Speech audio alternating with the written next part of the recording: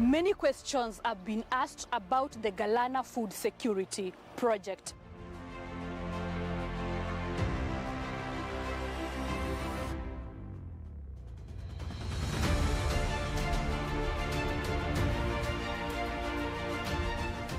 A project that was launched by President Uhuru Kenyatta to help in feeding the nation.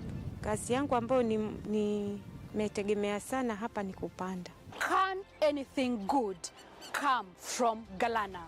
Hiyo pesa itatusaidia kama mimi na mamangu. Hii kazi imenisaidia kwa mapato, napata chakula.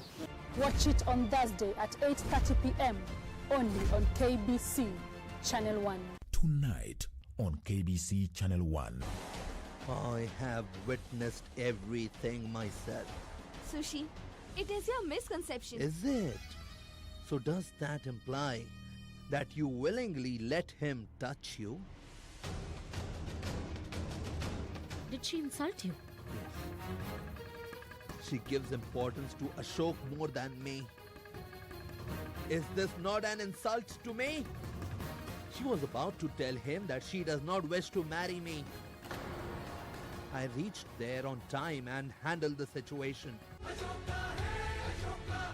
KBC, in collaboration with the Kenya Institute of Curriculum Development, is broadcasting enhanced out-of-class learning on radio, television and online. Catch the lessons every weekday on KBC Channel 1 from 2 to 4 p.m. on KBC English Service and 15 FM from 9:15 a.m. to 5 p.m. and Radio Taifa from 10 a.m. to 11 a.m.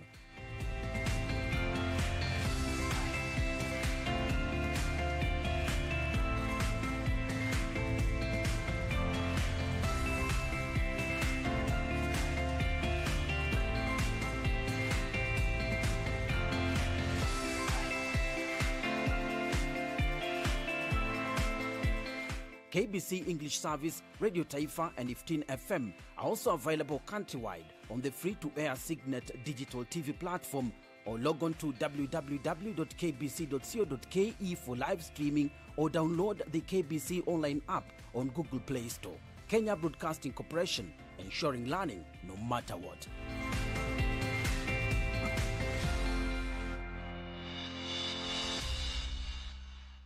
This weekend on KBC Channel 1. Wangari Maathai began an empowerment center which was funded by the Norwegian government. And what she did was bring young people together who had just finished high school. And she wanted them to be change makers. I went out there, studied, came back to Kenya, tried to look for a job. You had 2 degrees. Yes, I had 2 degrees and I was there feeling hot. Degree. No, I had a bachelor and a master's. I think, and that's why the career mentorship comes in. We need to choose careers that we enjoy.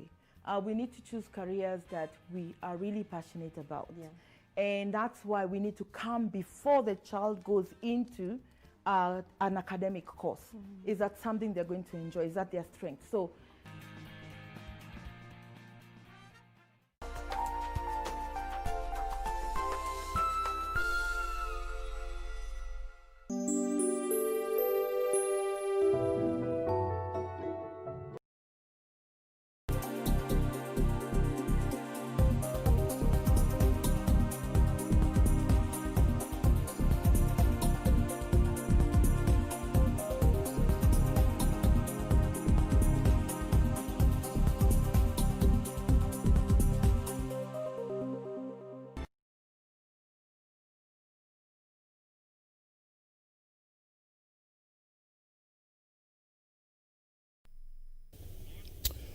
On the path to reopening, President Uhuru Kenyatta set the ball rolling for the full reopening of the Kenyan economy. Good morning. Thank you so much for joining us. This is BizCheck.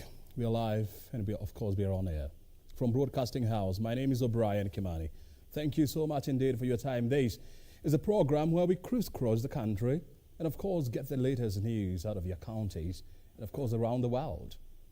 Today we shall be discussing the future of the hotel industry in the face of coronavirus, plus the SMEs and the challenges ahead, all that is coming up here. But first of all, a look at the reporter's diary.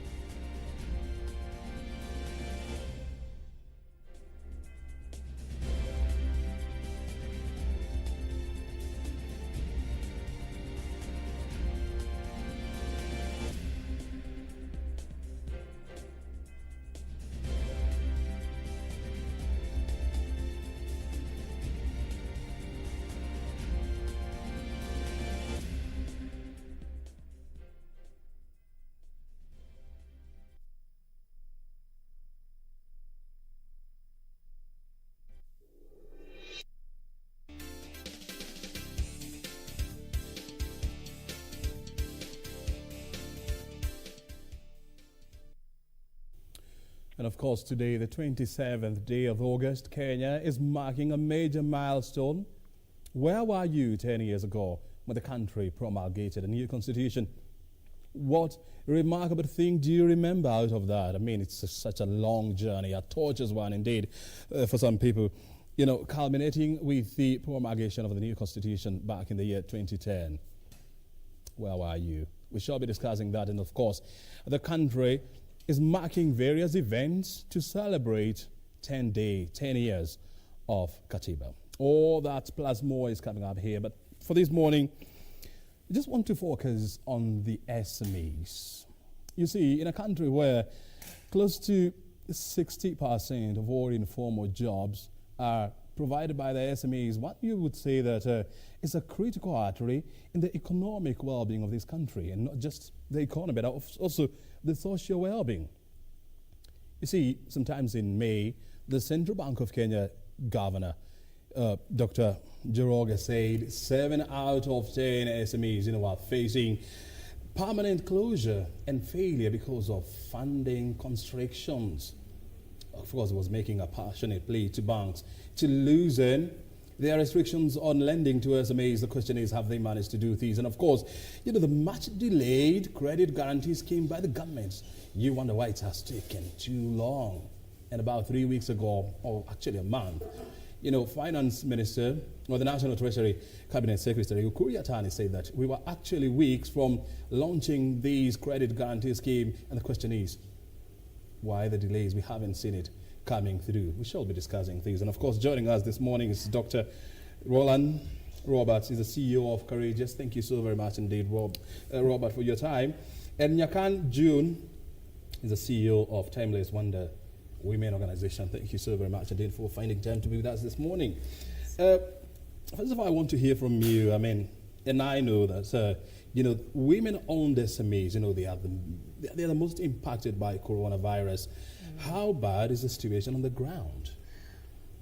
When you look at Kenya and the broader view of the African economy, at least 80% of our economic growth and our GDP is influenced by SMEs.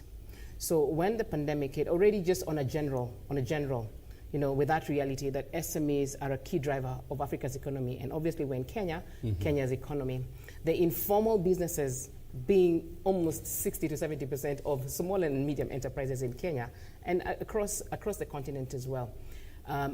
Just on a general, this is a demographic of enterprises that needs a lot of resource, a lot of policy and legislation, enabling environments to be created to help them to thrive, because they're the backbone of the economy. So just on a normal, now, even after the onset of this global pandemic, the COVID, the impact that SMEs are facing, and not just women-owned, just across the divide, this is not a agenda matter.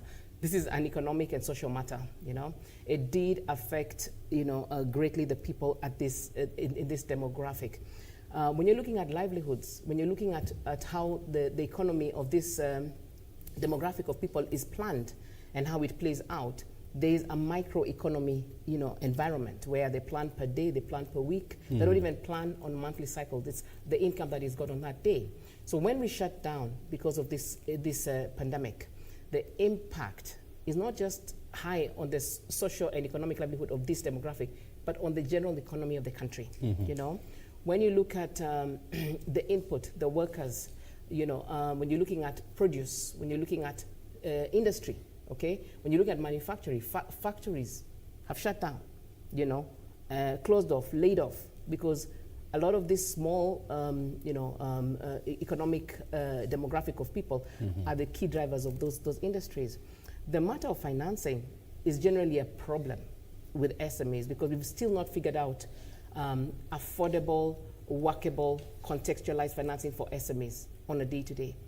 Now, you began this conversation with some of the commitments that were made, at national level and in the financial sector to be able to support SMEs. But this has even plagued even harder during this COVID pandemic, right?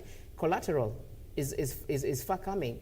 Even being able to pay rent for businesses, rent for homes, school fees has been a challenge, So now more than ever, SMEs need a lot of cushioning and support and grace period to thrive and to survive. Very well. I'll be coming back to you because, I mean, there is empirical evidence and studies, that have been conducted in this country that shows that, businesses that are owned by women, are far less likely to access credits, from commercial lenders. Absolutely. As opposed to, the other gender. But of course, I'll be coming back to that. Roland, tell me things. I mean, you have been traversing, this country and the continent. Back in the United States of America, I know the SMEs are also facing similar challenges because of coronavirus. How bad is it down there or up there? I think that I feel like Africa has actually gotten hit a lot harder, the SMEs in Africa. Yes, there are people who have shut down and not reopened in the United States, but I can assure you it's nowhere near the devastation that I have witnessed on the African continent. And so that has been disheartening, but I think we have provided many solutions over the last 30 days for many African SMEs. We have impacted hundreds and hundreds of them, and 63 of them financially, in terms of making offers and so forth, totaling $16.7 million in potential funding there. And there is additional funding. I've received no less than 100 additional proposals unsolicited from around the continent, including from governments and from some counties, and how we can help them and help their SMEs and help empower the men and women, boys and girls in their communities. And it's everything. It's from education initiatives, it's clean water initiatives, it's road infrastructure, obviously utilities and stability with the technology, and then of course all of the general SME sectors. When you scan, of the SMEs, that have come, forward, looking for funding opportunities, in a country whereby, 3% of GDP, comes from, the SME sector, which SME sector do you think is the hardest hit over the others? Yeah, well, hospitality, obviously, as you mentioned in your preliminary remarks regarding hotels, hospitality, travel, even the safari companies that that solicited funds, some wanting tour, a lot of tour companies and the hotels. But I will also say that that there is a great opportunity as well for this, and I'm seeing some strong resilience in African entrepreneurs and SMEs because they're starting to do digital safaris. They're starting to charge for these things and I think it's going to be a better, more sustainable model long term anyway, because they will be able to follow certain animals. People around the world will fall in love with these animals and the names and where are they today and how's their baby doing and things along those lines. And they're able to charge for that monthly access. So I think it's going to really end up faring well for them. But I will also say that the service sector really has been hit, and they're struggling with figuring out how to make other people feel comfortable so they can re-engage in business. And a lot of it is optics. It is how do we make you feel safe. I was speaking with the CEO of a major airline in the United States over the last couple of weeks, and they mentioned that he said, we've always been safe. And even on the cleaning protocol, he said the difference is nobody cared what we were doing before. Now we're being more vigilant with sharing and making a marketing campaign out of what we're doing. But really, he said, we haven't changed much of anything. It's just that people's awareness of what we're doing has increased. Robert is talking about, the hospitality industry and the service industry. Look, in Kenya, about 40% of all SMEs, are owned by women. Do we have an understanding of how many of these are in the hospitality or the service sector? I think when you look at just where women play in general, and it's for many, many reasons, you'll find them playing a lot in the service sector and in the hospitality sector. More importantly, because of the type of legislation that allows them to go into non-traditional sector, manufacturing, construction, energy, and things like that. Some of those are very restrictive in terms of requirements, demands, collateral, and the level of investment that's needed to go into those sectors. And then also the demand and the requirements to start. The service sector, hospitality sector tends to be sectors that women easily take up because the barriers to entry are low, and so you find a lot of them thriving in those sectors, right? So obviously, when you're looking at the hit, yes, it's very likely that a lot of women are really hit because these sectors, hospitality, whether it's health, whether it's tourism, whether it's hotel, catering, food, events, and all these kind of service industries, consultancy, trading, those are things that you'll find a lot of women in, and obviously the impact has been high there. Yeah. And of course, in the agriculture sector, whereby you have a significant number of women-owned enterprises, in this industry. Yes. Yes. With hotels closed, restrictions in terms of movement, definitely this is going to be another knockout effect. Yes. Yeah, and it's good that you pick on the agricultural sector, because if you look at also what the data says, 80% of small-scale farmers are women. So when you're looking at the matters of food production, being able to play and have value within the value chain, you find that, of course, the impact there is very, very high, right? But also the resilience in that space is also high. You find that, even within the pandemic regulations and restrictions, the markets have stayed open. And this shows also the kind of resilience that, the SMEs and the women have to be able to continue to thrive. Our markets didn't quite shut down, and they still pushed through, right? And this is why matters of legislation, policy, rules, and decision-making at the leadership level, especially when it impacts our hugest demographic, is so important for us to think about, When we thought about going ahead and implementing the first ever Africa Funding Tour, which has just taken place from the 1st of August to the 31st, it's concluding at the end of this month. It was looking at pre-COVID, before COVID, just generally what SMEs across the continent, including Africa, including Kenya, need, right? And the matter of finance, access to finance, affordable finance that works, patient capital, and the technical expertise and knowledge from experts from all over the world that are ready to be part of that story of growing enterprises, because this is the backbone of the economy. And we went ahead to do that. But when the COVID hit, obviously there was pushback, Is this really the time to do it? Will it work? Will the enterprises even be able to see value in engaging with these opportunities? And can we really be able to attract investors and attract people who are willing to bet on SMEs at such a hard time as this? But because we have people who understand that SMEs really is a key engine for driving any economy in a sustainable manner. I'm so happy that we were able to have a resilient group of people, the U.S. investors, who we have a group of investors from all, from Europe, Asia, all over. But because of the way different countries were hit with the pandemic, a number of these investors, took a back seat for very good reason. But the American investors have a huge appetite, for value and for venturing out. And I guess they're also resilient, because to be on the continent at such a time as this, to join this conversation where we believe it is important now more than ever, this is the best time for us to be able to support our enterprises to thrive, or they die, Very well. Yeah. Robert, in your engagement with, with various SMEs, who are scouting for funding opportunities, what is this one striking thing that you came across? There were a couple of very glaring areas of opportunity that I think will help transform Africa's economic SME landscape. Compared to the rest of the world, there were two things. Number one, generally speaking, they're weak in branding, in global branding. And obviously, as CEO of the hoverboard company, branding was critical to creating the best-selling product in the world.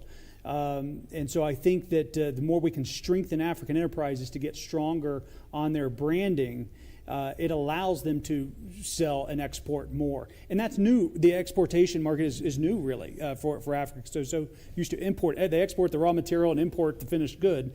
And, of course, now we're trying to help African enterprises, take the raw material that is here and then grow it, develop it, brand it, package it, export it. And I think that will help the economy. So branding was the first. And then the second thing was there was a big disparity between where they wanted to be and how much where they needed to start. So, for example, in the United States and in most countries that are developed entrepreneurially, we all understand where you have to start, but many of the requests and proposals that came in, they were pitching as if we build, I can't even tell you how many of them wanted us to build factories and plants and things like that. And these are people who have never built a one-bedroom house, much less, plants and factories. They just don't know what all is entailed in that. We wouldn't give that kind of money and responsibility to anyone in the United States that didn't have decades of experience behind them and have done it, and have teams that have done it behind them.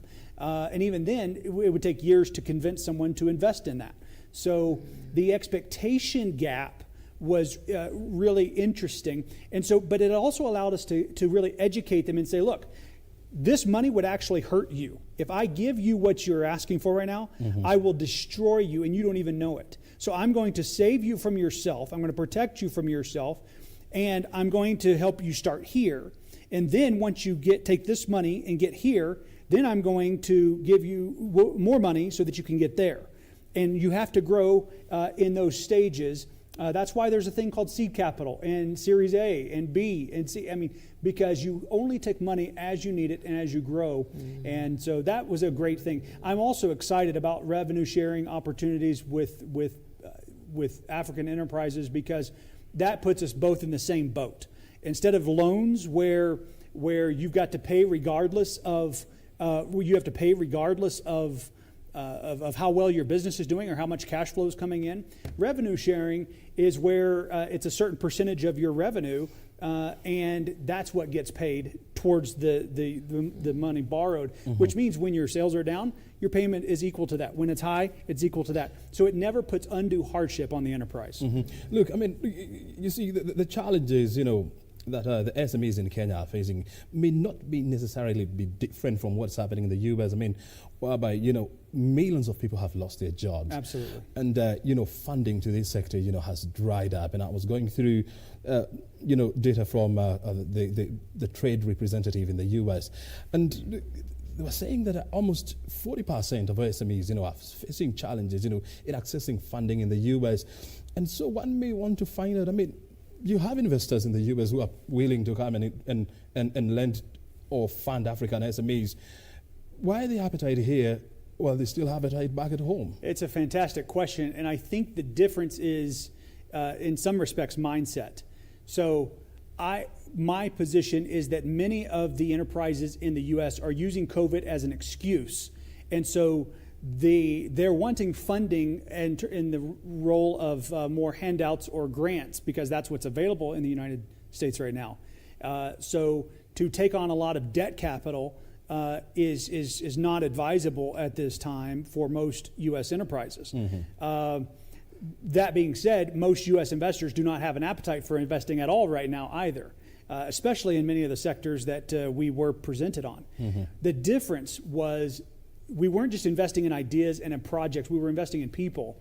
And when these were valuable enterprises that have good businesses, even during and through COVID, they are adapting, and that their ability to pivot is where the comfort and the collateral really comes from. So the difference was mindset, mentality, track record, and there is some element of diversification there that is valuable as well. Coming back to, the local scene here.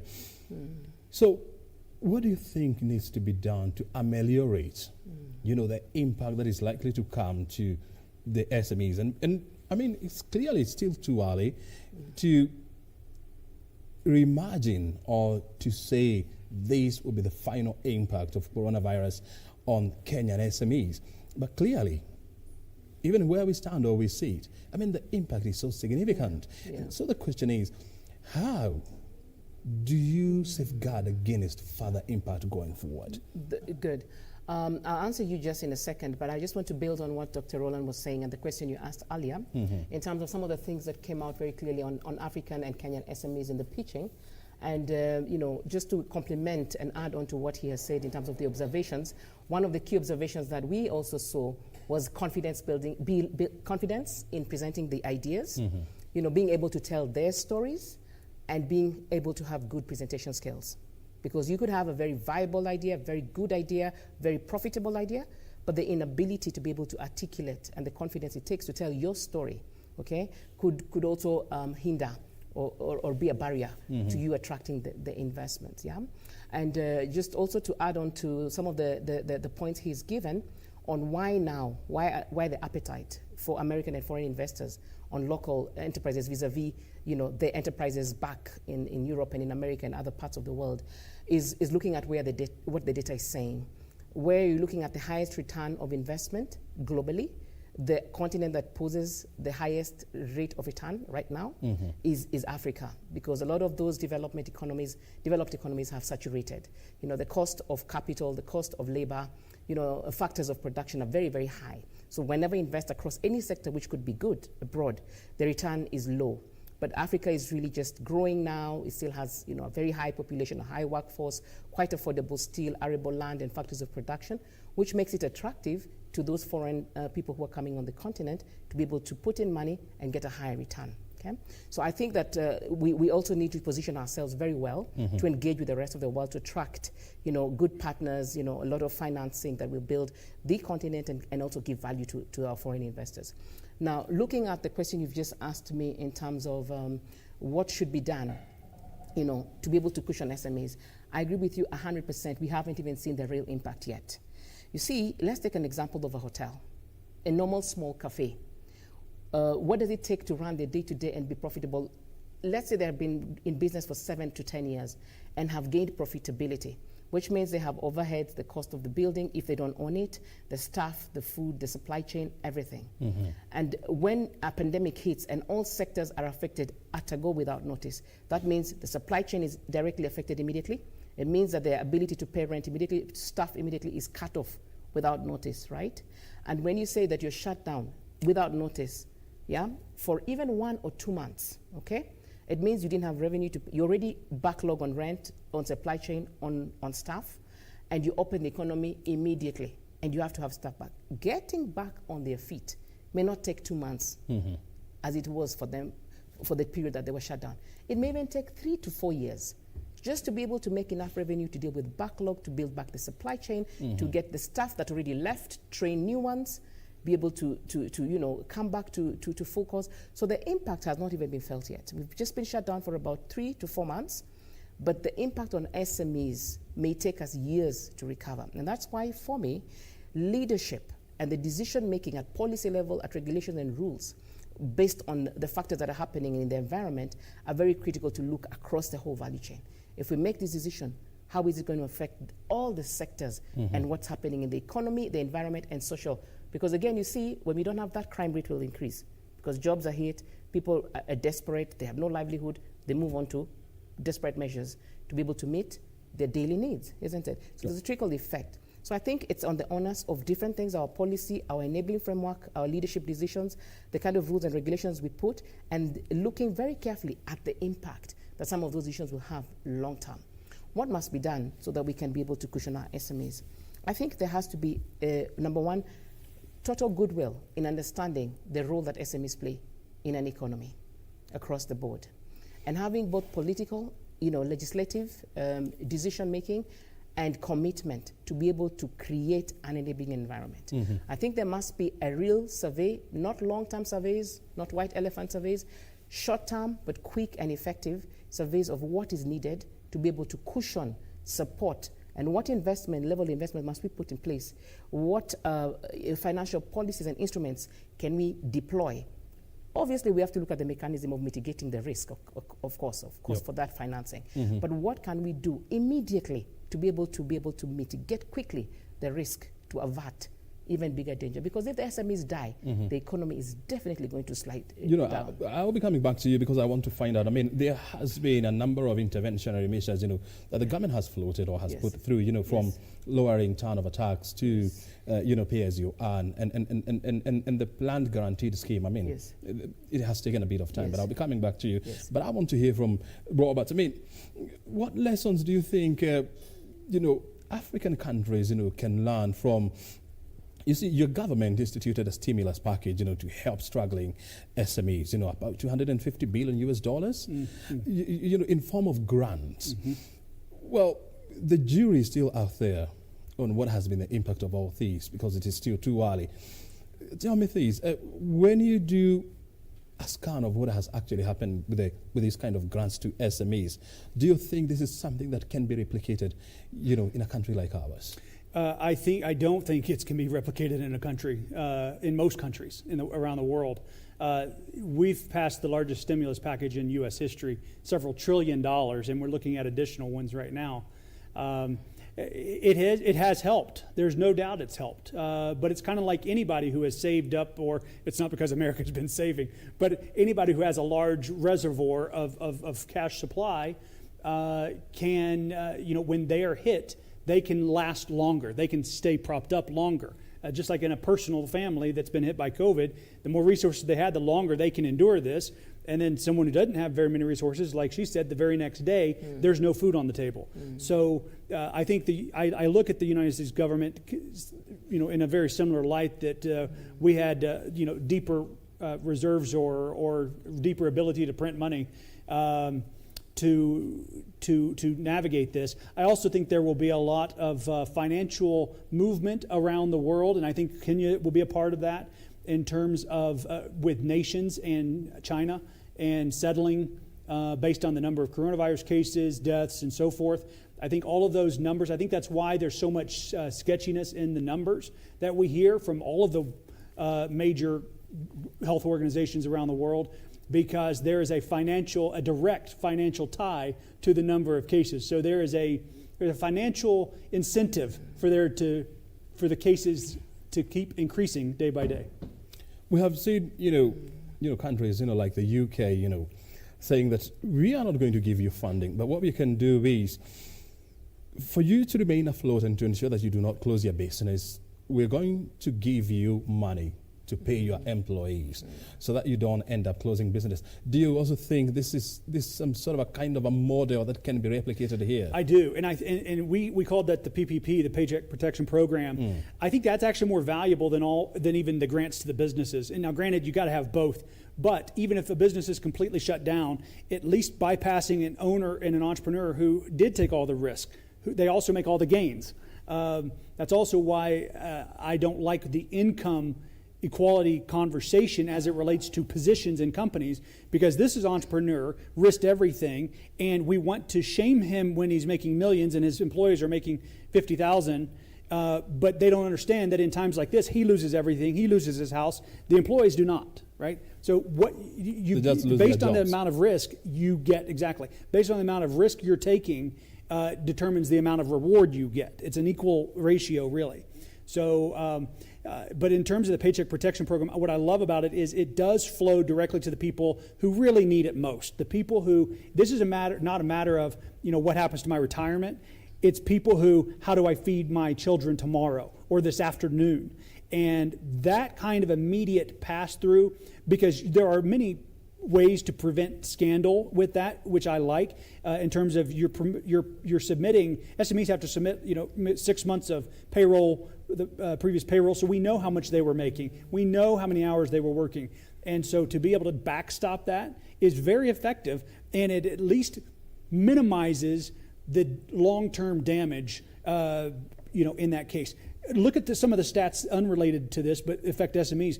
When the school shut down here, we had a school here trying to promote and pitch funds to me for that 10% of their girls ages 12 through 15 have gotten pregnant during the COVID lockdown.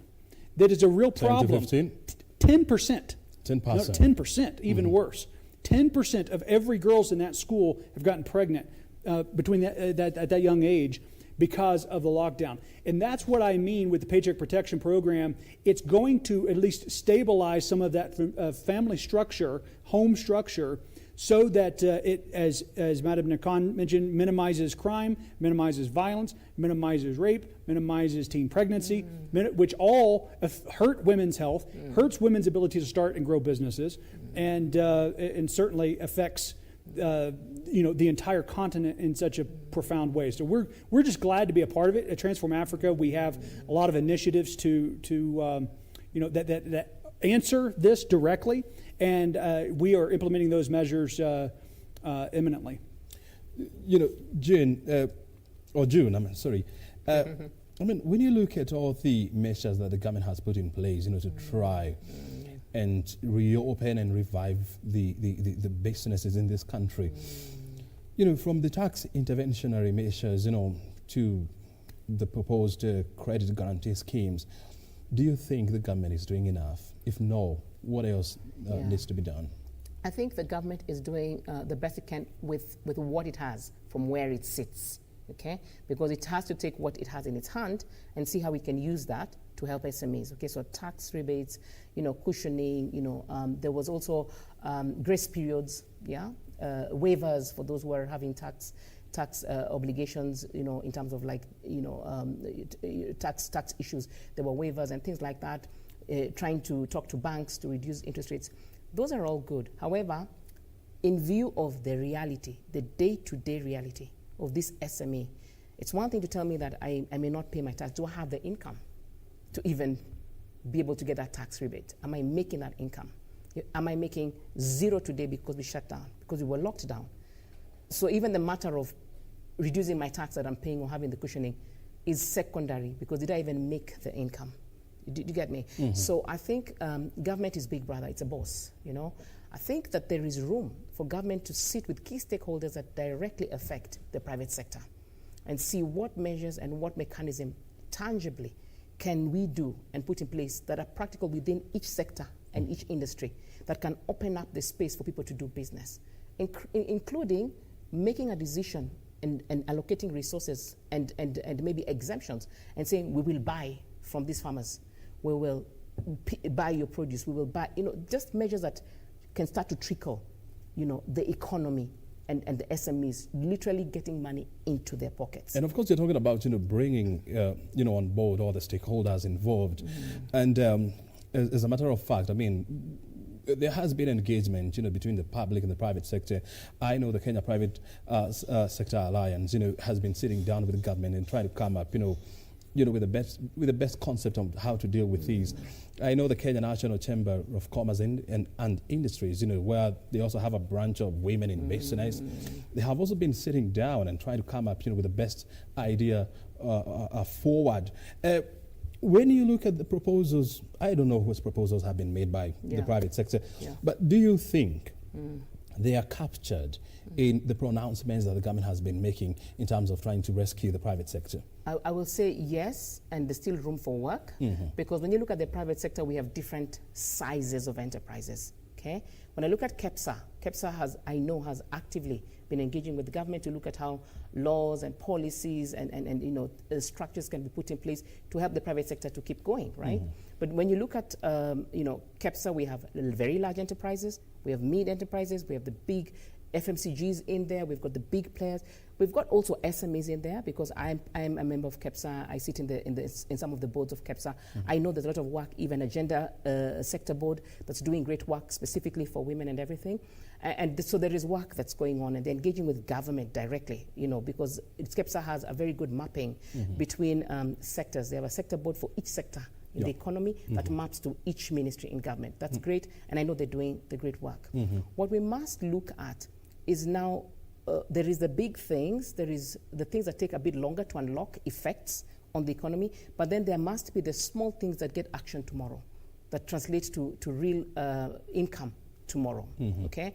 When I look at one of the 6 countries that is on the Africa Funding Tour, the Africa Funding Tour had 6 countries in this first phase that we have done. We've got Kenya, we've got Rwanda, we've got Botswana, Malawi, Zambia, and South Africa. And we've been following, based on our partnerships and engagement with these governments, also how they are reacting with the COVID, as they are also looking up to Kenya. Kenya is a leader, an economic, strategic leader within the region, and people really look towards what Kenya is doing. In fact, yesterday I was looking at a clip of the 10 strongest GDP economies in 2020, even during the post-COVID, and Kenya is number 1. You get it? So there's things that Kenya is doing that are working well. However, when I look at what Botswana has done, specifically to ensure that SMEs are trickling, is the government made some allocations in partnership with the private sector to literally cushion the SMEs by releasing funds and that will help them stay afloat. Granted, it has to be tangible, cash flow, right? So it's a cash flow decision, but making the decision to say that we have these investments in our national budget, which we had pre-COVID, and we are willing to reallocate based on the priority and the impact of the SMEs to the economy and if they die, what that impact will have on the economy. We're willing to reallocate certain amount of funding to push towards the SMEs. The other thing they did was they made a very interesting decision. You know how we were doing our COVID response, right? They gave at least 80% of all government contracts for the COVID response to SMEs as an intervention to keep SMEs afloat. So they said they're going to, and not just one SME, they said if we need 20 million masks, we will sign up about 1,000 SMEs to take 20 million divided by 1,000. Each one takes a portion so that they're able to make revenue to stay afloat in light of this. They divided that, you know. So practical things such as those that the government can and is in a position to do, or to influence even with the private sector, to ensure that SMEs across each sector is actually being involved, being supported to survive during this period. And of course, it's always fair. I mean, to compare apples with apples. Yes. Because I mean, when you compare the two economies of Botswana and Kenya, Botswana with a population of about 2 million, 2.5 million people. Yes. I mean, yes. is such a small country, it's true. compared to Kenya. When you look at the SMEs in Botswana, it's also small, and of course, Botswana is a much wealthier country. And cash flow issues, availability, and priorities. Is definitely big. But I'll be coming back to you. But I still want to hear from Robert here. Robert, isn't it too risky for any investor now to invest in a highly uncertain market like the one that we are going through now? Yeah, and I appreciate the question because it ties into what I think is that, yes, it's nice when government can help SMEs, but listen, if you're a real entrepreneur, if you're relying on the government to keep you afloat, then you've got the wrong idea anyway, and you probably shouldn't even be in business. The real entrepreneurs are not waiting for the government to bail them out. No, they did not ask for this situation. No, it's not fair. No, it's not right. But it's the situation we are in, so what are you going to do about it? And it is your job to innovate and to get more creative and to pivot. I can tell you that I don't even overly like the idea of government propping up a bunch of SMEs because I think there has been so much inefficiency in SMEs. So why would I pay for your dysfunction? This is a chance to clean up your act and to start doing it right. Things that you could have never done before, you can do right now. And so I think there's a lot of responsibility, and that is the word, accountability and responsibility, on the SME and the entrepreneurs for their future. I love one of the entrepreneurs that met with me a couple weeks ago who used to have a shoe shop. The things on the side of the road where it's just maybe a little hut, or you just put a blanket down and you put your shoes. They were selling shoes for years. They've sold shoes in this one spot. And obviously with COVID, a lot of people here stopped buying the shoes because they weren't walking to work. And so now what they've done is they were telling me how they're into cabbage and into vegetables and into different things, and they needed just a small amount of funding so that they could buy inventory. Now at the same time, I said, I don't want you to buy this inventory, go sell all of this and then use it to pay personal living expenses, because then you have no money to rebuy inventory a second time. So a lot of this is about education and not protecting them from themselves, not letting them hurt themselves as they succeed.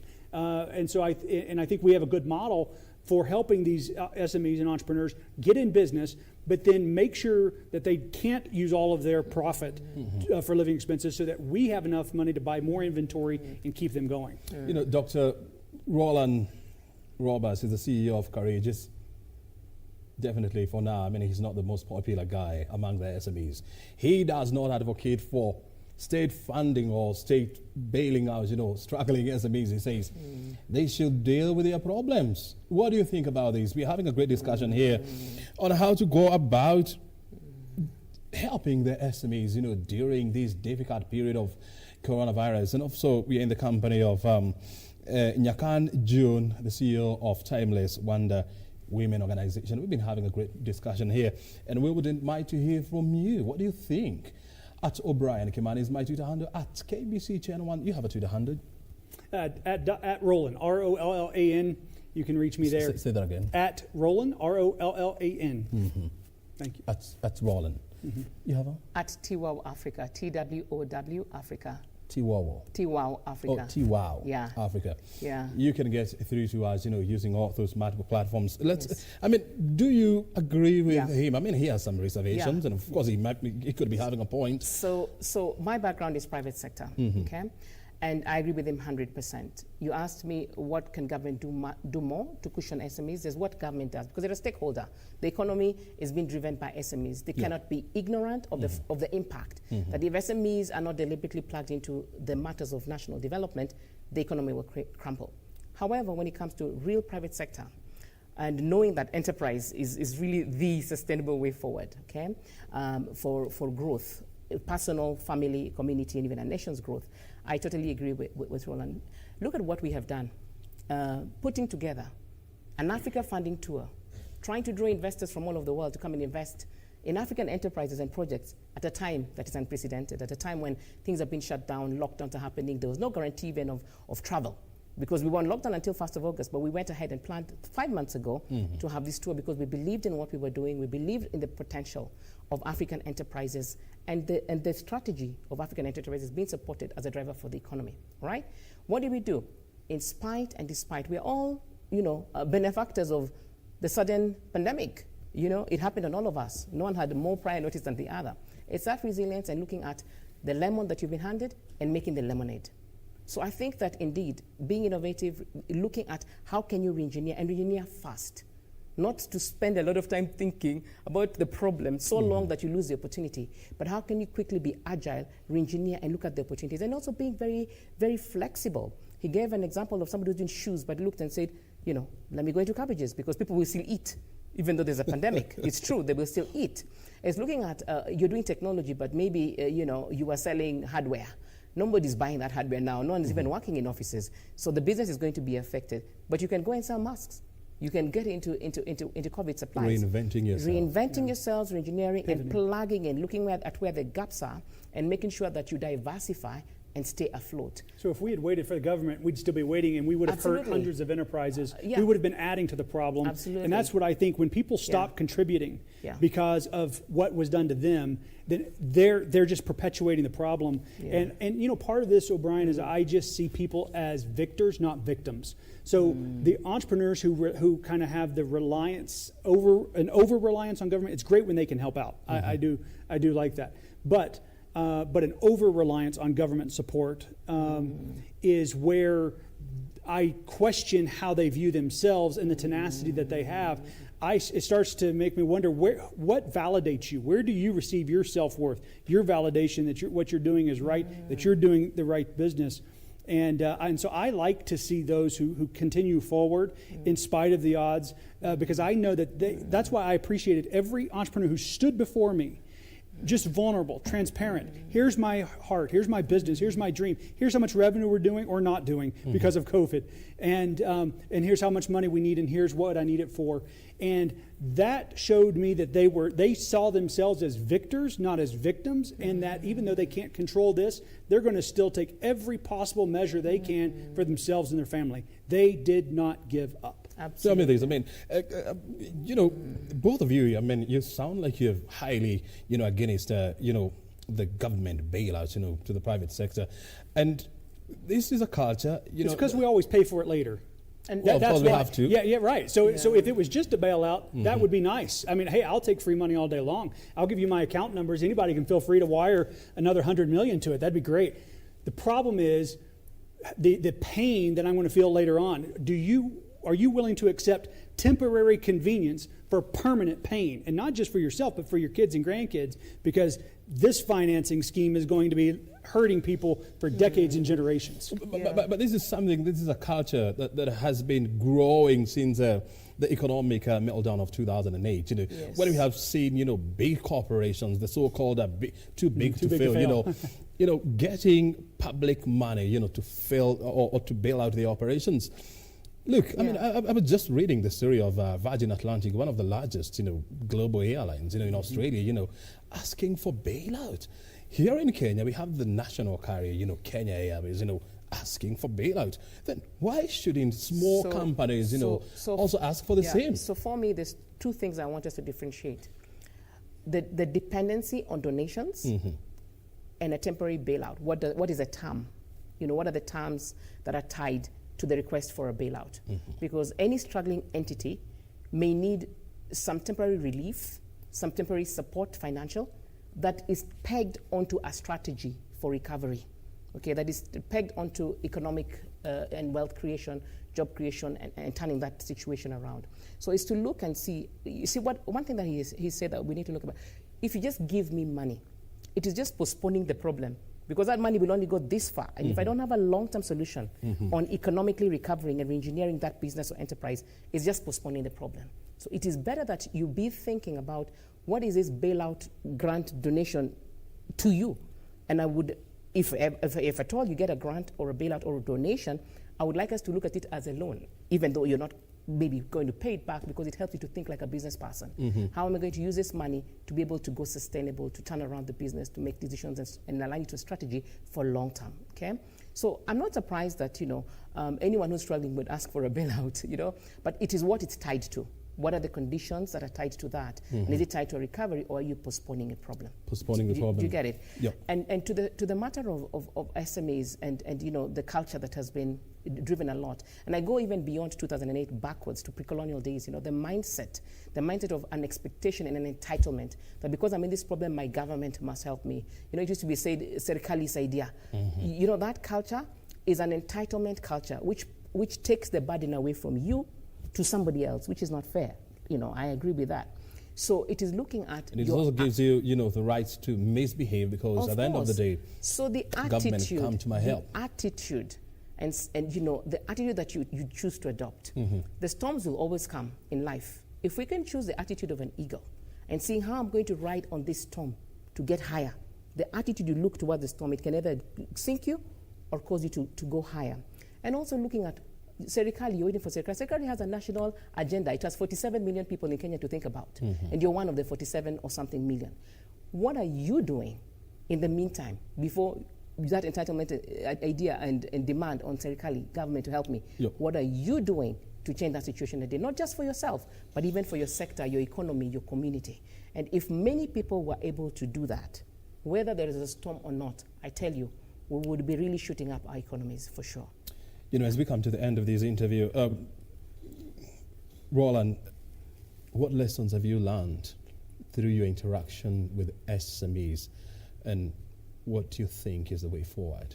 Well, I think the way forward is, and I think your African enterprises are poised for this, I would like to see them leapfrog where even the United States is, because we've become so complacent in many regards with entrepreneurship and with business. It's so routine and so common that it's not new and exciting and as adventurous. And so African entrepreneurs started here, and American entrepreneurs and many of those others around the world were here. What we have done with the African Funding Tours and through the 6-month process was bring the African enterprises up to where they had a global standard of excellence so that we could fund them. But I don't want to just bring them up to this standard. I want them to be better. I want them to go past. And you can always get ahead when other people are slowing down. So if you work a 9-to-5 job, most people take the evenings off and weekends off. But that's your time to get ahead. Same thing as a business owner and an SME during this time when everyone else slowed down. You could be thinking, how do I get ahead? How do I go past? Because the fundamental reset button has been hit in business. And let me tell you, that is the biggest dream an entrepreneur could ever hope for, because the only way the little guy, the SME, the Steve Jobs in his garage, the Bill Gates in his room, the Jeff Bezos in a very small, tiny room that built an Amazon, a Jack Ma who built an Alibaba, every single one of them started so insanely small, but they beat as an SME, but they beat the biggest corporations in the world, many of which are out of business today, because they changed the rules of the game. And what COVID has done is changed, it has leveled the playing field, it hit the reset button. There are no rules for many industries of what the industry should look like going forward.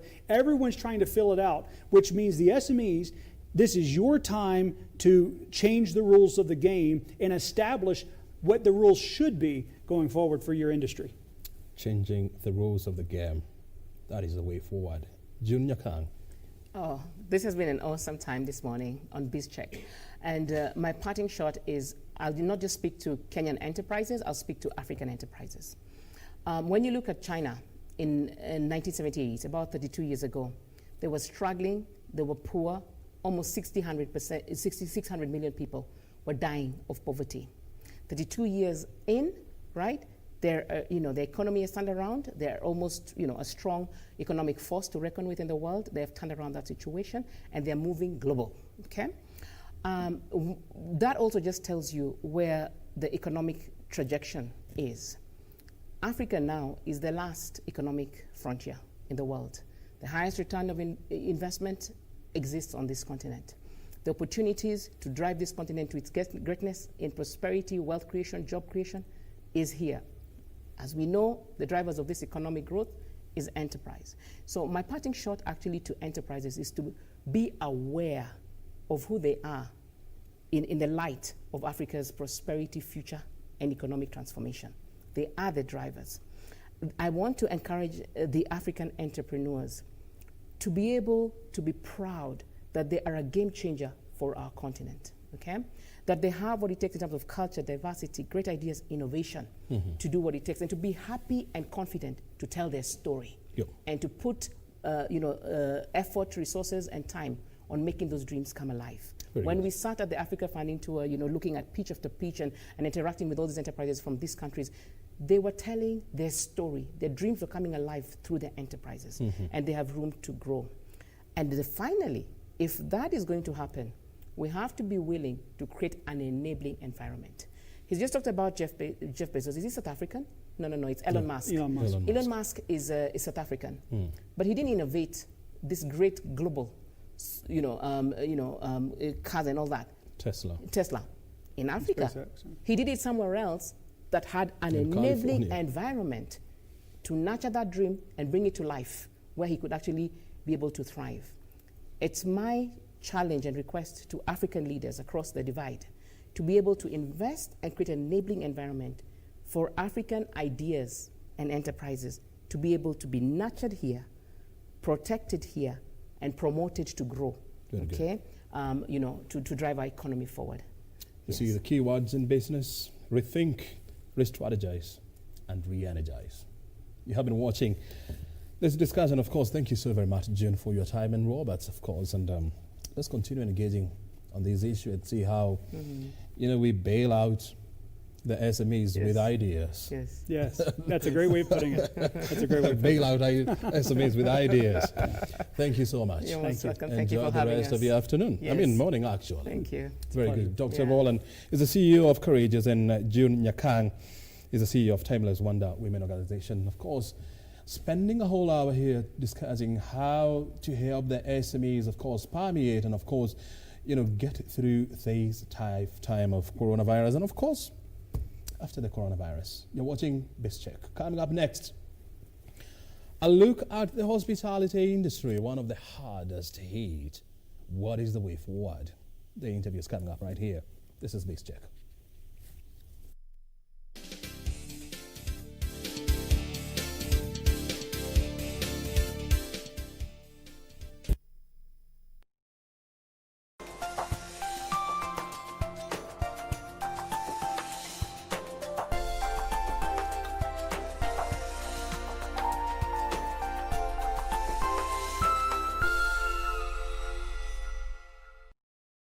Tonight on KBC Channel 1. Julia, pull through. Please. I need you.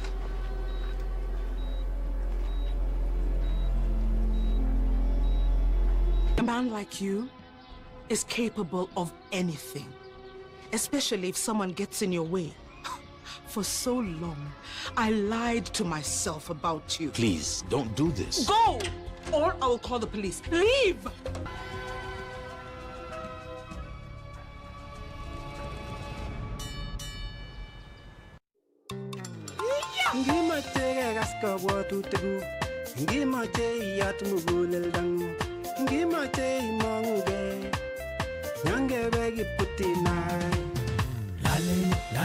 Give me give again, Kit FM Kigosin. Kitwek FM Kigosin. 98.0 Kitwek FM Kigosin. Next on ربنا يا هدينا من اللي فات نجينا وعلى جاي قوينا بيك وثبت خطوينا. Kila nafsi itaonja mauti. Na pia katika Qur'ani katika surati al-Mulk Allah subhanahu wa ta'ala anasema kuwa ameiumba mauti na ameiumba maisha ili aweze kubainisha baina yule ambaye ni mtendaji wema na yule ambaye ni mtendaji wa shari. Hii dunia inaisha, inaondoka, watabka dhunub wal maasi kama hiya, lakini yatabakia madhambi na maasi kama tulivyoyakuta.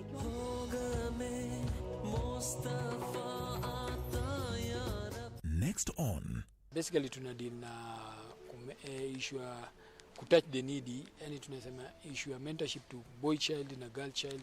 At least tunataka kuona venye tunaweza wasaidia at least how they can make it in life. Our thematic areas is education. We believe education is the fighting chance for any child with disability. If we give them education, they become lawyers, they become engineers, they become journalists.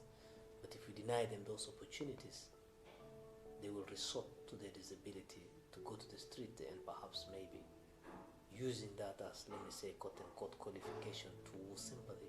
Differently abled, differently. This weekend on KBC Channel 1. Wiki hii kwenye Mkulima tutaangazia ufugaji wa ng'ombe na kilimo katika eneo kame. Katika hiyo mashamba tuko nayo iko na manufaa mengi sana. Hii ukulima haina expenses mingi. Kwa sababu ukiangalia nikimaliza kufanya kazi ya ukulima narudi naenda nalala pale. Hakuna expenses kama kulipa nyumba, hakuna rent, hakuna maziwa, hakuna mambo ya kununua maziwa, hakuna mambo ya kununua mboga, kila kitu iko within. So unapata ile pesa umepata hata kama ni kidogo inakusaidia sana. Kisha tuongeze dhamana gooseberry. Ungana nasi Jumapili saa 9:30 hapa KBC Channel 1 kwa uondo kamili.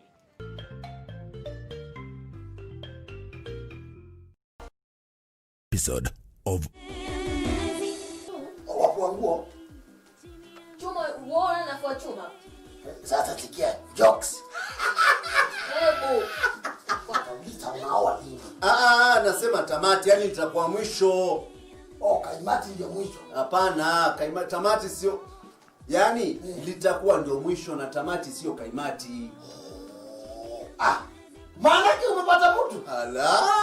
Suti. Wafikiria mchezo? Usiseme. Sisemi.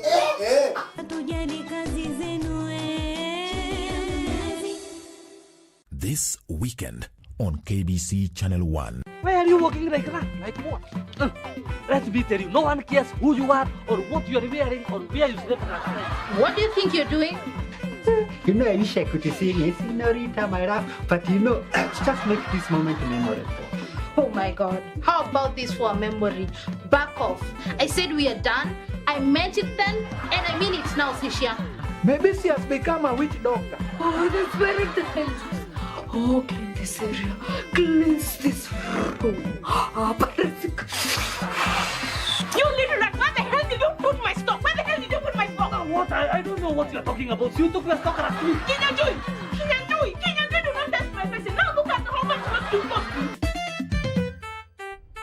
This weekend on KBC Channel 1. Obrien, is that you? It's me. The number of women killed is not 375. The real number is probably closer to 5,000. 5,000. Some girl escaped.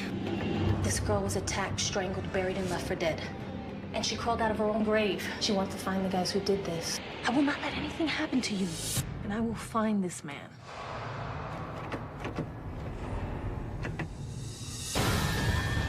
This is an important story. Your story is destroy her. And they will kill you.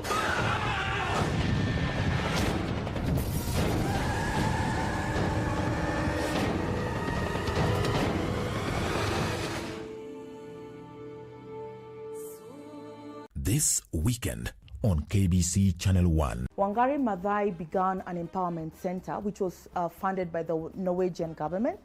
And what she did was bring young people together who had just finished high school. And she wanted them to be change makers. I went out there, studied, came back to Kenya, tried to look for a job. You had 2 degrees. Yes, I had 2 degrees, and I was there feeling hot. Bachelor's degree. No, I had a bachelor, had a and a bachelor and a master's. master's. I think, and that's why the career mentorship comes in. We need to choose careers that we enjoy. We need to choose careers that we are really passionate about. Yeah. And that's why we need to come before the child goes into an academic course. Is that something they're going to enjoy? Is that their strength? So This weekend on KBC Channel 1. Shida nini? Huyu mtu amejua kabisa amekuwa exposed. Na anajua the next campaign hatashinda. Hiyo ni bahati kwako. Kwa sababu gani? Yale yote waliokuambia sasa wewe yaweke kwenye daftari. Alafu hayo ndio utakayompondea nayo tunapokuwa na mikutano yetu ya campaign.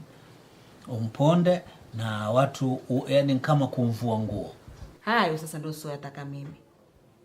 Sijui ujue uko wapi, sijui utakwenda kumface. Ukishakwenda kule, unkwenda umia nafsi yako.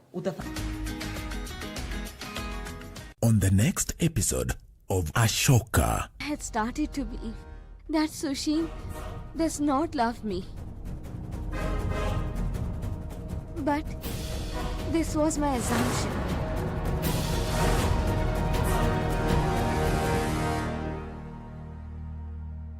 Who do you wish to kill?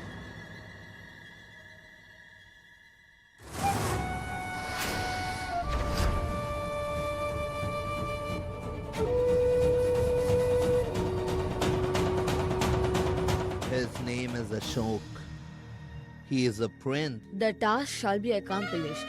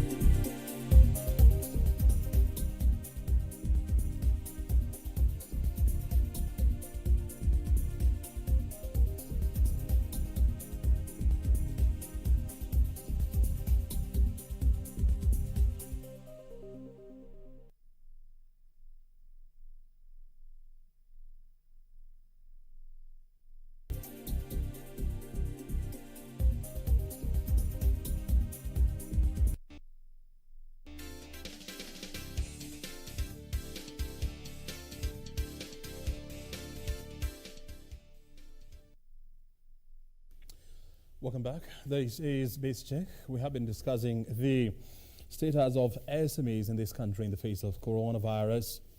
And of course, the agreement is they have to rethink, re-strategize, and of course, re-engineer their business model if they have to remain afloat. Time now to shift gears and of course, look at one of the industry that has been hardest hit by coronavirus. And of course, it is still groping in dark, not knowing actually what is the future and what's the way forward. Is there a glimmer of hope in the hospitality industry? And what needs to be done in a bid to resuscitate this sector? Joining us this morning is Mike Macharia. He's the Secretary General of Kenya Association of Hotel Keepers of Kenya. Thank you so very much indeed for joining us, Mike. Yeah, good to be here. Yeah, and Dennis Mwangi, you know, he has an interesting story. He used to work for one of the big hotels in this country. He was laid off, and now he's trying to re-engineer and re-strategize. So we will be learning, you know, a few things from him. Mike, I want first of all to start with you. You know, when you look at the hospitality industry, with a contribution now, definitely the figures have come down. It used to contribute between 8 and 10%, you know, to Kenya's GDP. That is now gone. Will we ever go back there? Yes, Obrien. You're right. The contribution to GDP was 8 to 10%. But that was just a direct contribution. We also have indirect contribution that we evaluate at around 25% of our revenues, which go directly to suppliers. Think about your typical meat supplier, chicken supplier, mboga supplier, alcohol, EABL, soft drinks, utilities, electricity, industrial diesel, all that big basket is also affected. So coming to your question, will we ever get back there? We're optimistic. We want to believe that we will get back there, but we know it's a long journey because, as you know, our business is very much social. We rely on people traveling from one place to the other. The levels that we had seen, the levels of travel, worldwide travel, over the last few years were actually unprecedented. They had really grown. Then to just on one day just shut down everything, shut down the airspace, shut down countries, shut down cities, was a big shock. And especially to the investors and the main stakeholders who are the staff. Around 35 to 40% of our revenues go to staff costs. So obviously, if you just completely shut down, then it means that you're shutting down a huge chunk of your revenues and taking away 40% of the figures we had for 2019 were close to 2 billion. If you take away 40% of that, you're not only taking away livelihoods, you're also taking away disposable income and capacity to spend, which has a ripple effect on the economy. So yes, things are tough, but as usual, it is not the first crisis that we faced in tourism, and we always go into these crisis cycles. But this crisis is unprecedented, definitely. Yes. In the history of Kenya, you remember 97. When post-election violence. No, 97. 1997. That was pre-election. It was pre-election violence at the coast, Kayabombo. We had similar issues in 92. 1997, not 2007. Yeah. We had similar issues in 92 in Narok when we had clashes in Enosupukia. And of course, the one that people remember most is the 2008 post-election violence. But even after that, we still had more crises. We had the terror attacks of 2013 and 2014. And we find ourselves in these cycles. But we are now at a point where the crisis is global. So that's a difference. So when you're dealing with a global crisis, then it becomes more difficult to recover because you're also relying on the world to recover. Your key source markets probably still closed. A good example is we take the UK, for example, now. If you leave the UK and go to certain countries and come back, you have to go on a 14-day quarantine. So people from the UK will shy off traveling to certain destinations. Yeah. And Kenya is one of them. So that's where we are. That is where we are. Yeah. I mean, and it's good, you're quoting some crises, that the industry has faced in the past, from 1992, 1997, 2000, and 8, 7 and 8 thereabouts. But it's also good to appreciate that, this is a global crisis, that has severe ramifications, Yes. on the domestic market. But we'll be coming back to that, Yeah. We'll also be looking at, the merits and demerits of the actions, that the government has put in place, since the pandemic, was first reported here. But let's try to bring Mwangi on board here. Right. Mwangi, tell us your story. I mean, definitely, coronavirus, will be deeply, entrenched in your memories. Sure. Once again, thank you so much for having me. Being a hotelier for the past 9 years in different hotels, different departments, I've quite learned a lot of things along the way, but never did I ever think there will come a day like this. Nobody, as you say, it was not precedented. Nobody planned for it, you know. But waking up one day to a call where your boss calls you and asks you, can you come to work? Because we had already formed like a working procedure trying to reshape the daily operations of the hotel from the sales department, where you will work a certain number of days in a month to get a certain pay, you know. But one day just waking up and being called to the office and you're asked, you're given the information whereby you'll be serving your last terms in the hotel, yet, you know, you're not prepared for it, was quite a tough thing for me.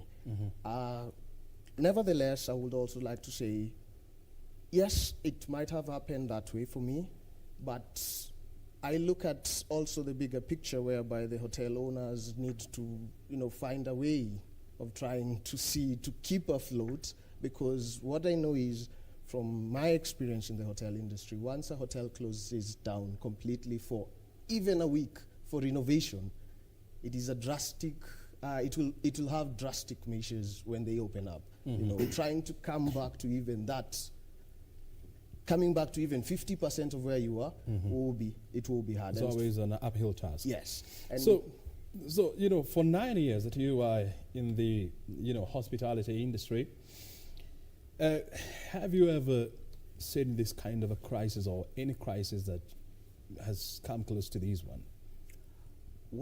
I would say yes, the 207 also got me affected in one way or another. But in 2007, you were not in the industry.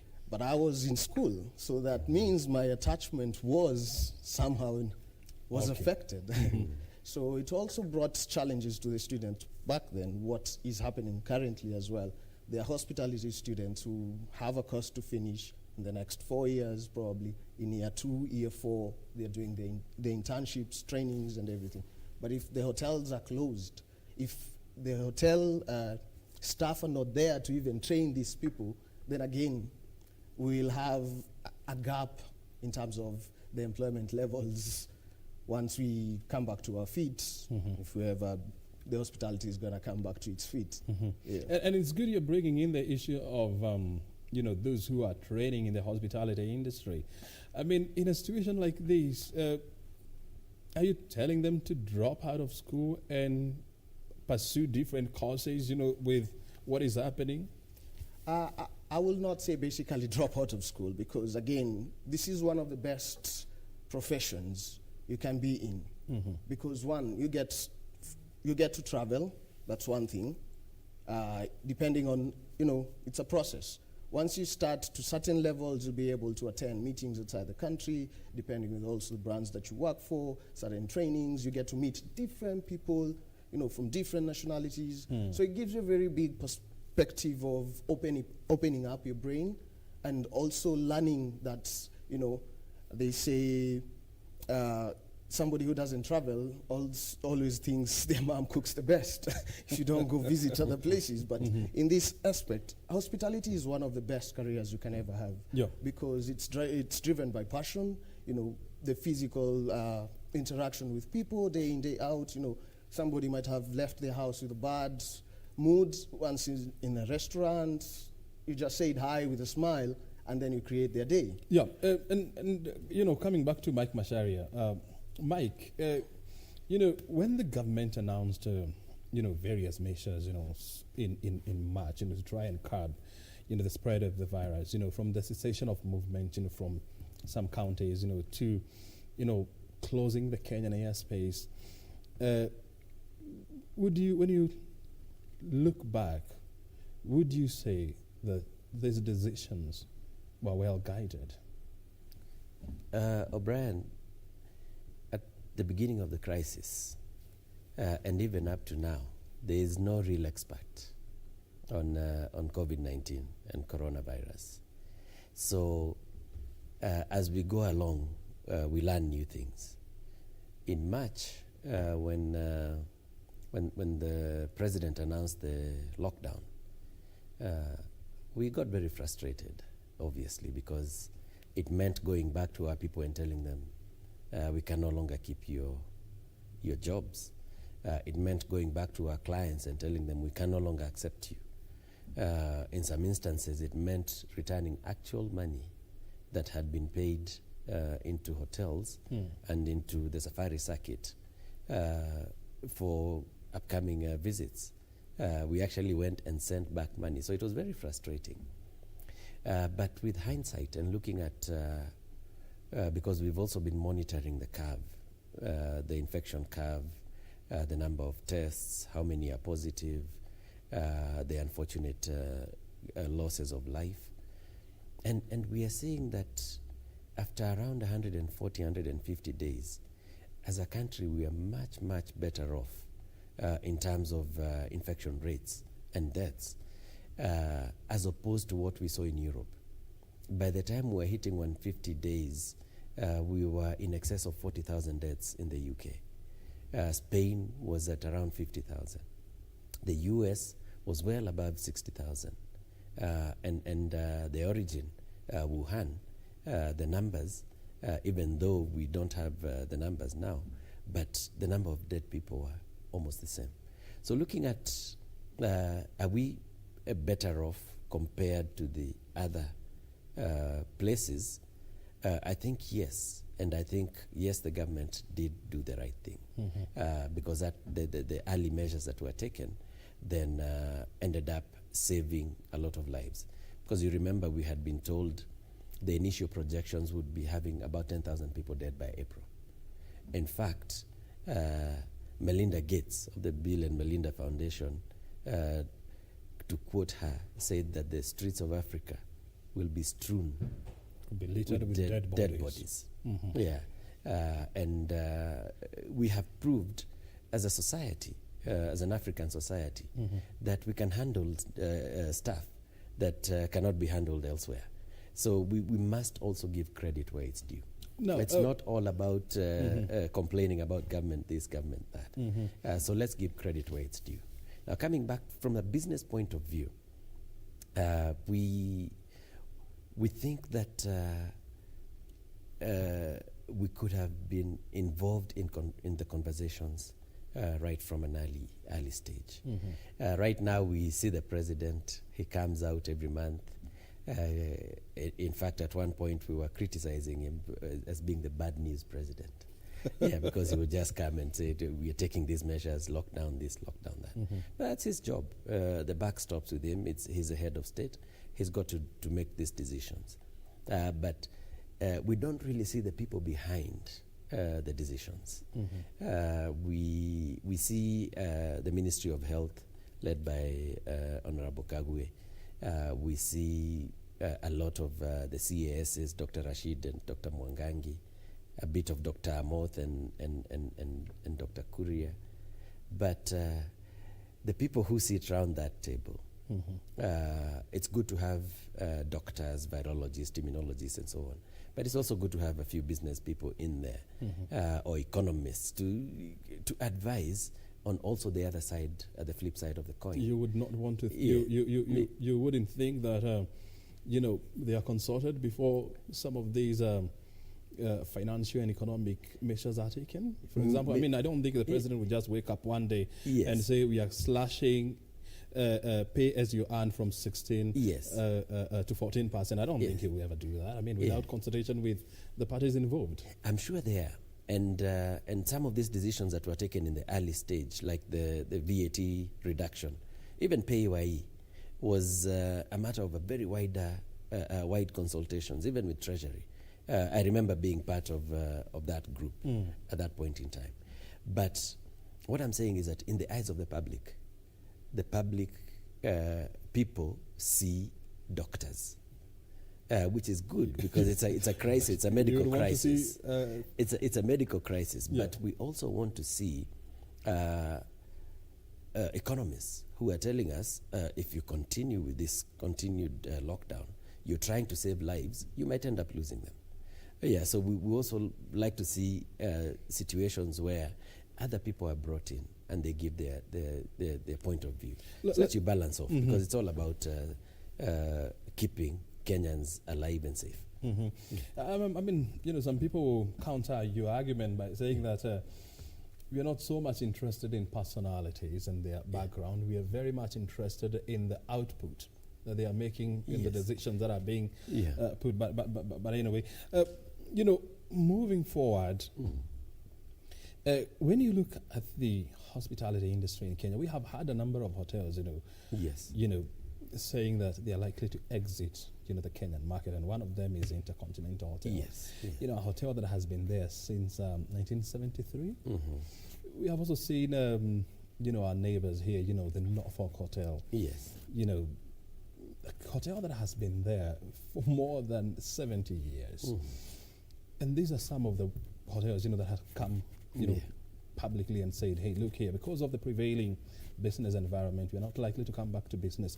Apart from the two, are there others, that, are in that kind of a process? The crisis will give people an opportunity to restructure. The crisis will drive some businesses under. But at the same time, the crisis might create opportunities for other businesses to thrive.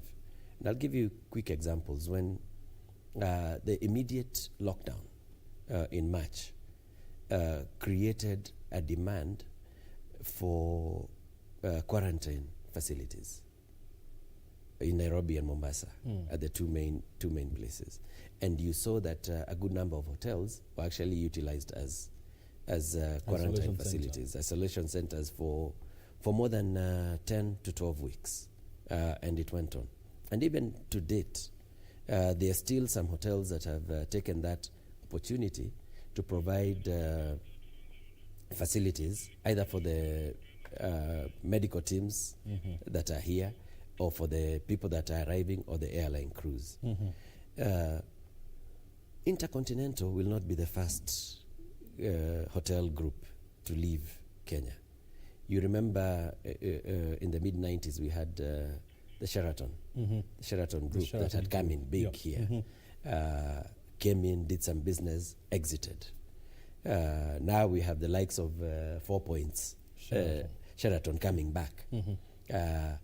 Crown Plaza is actually an Intercontinental. Very well. Just hold your thoughts there. I mean, we should be coming back, but we want to dash to the International Bible Society of Kenya, where clergies, from different associations, they're about to give a status report or a briefing on the status of coronavirus and so much. Let's listen.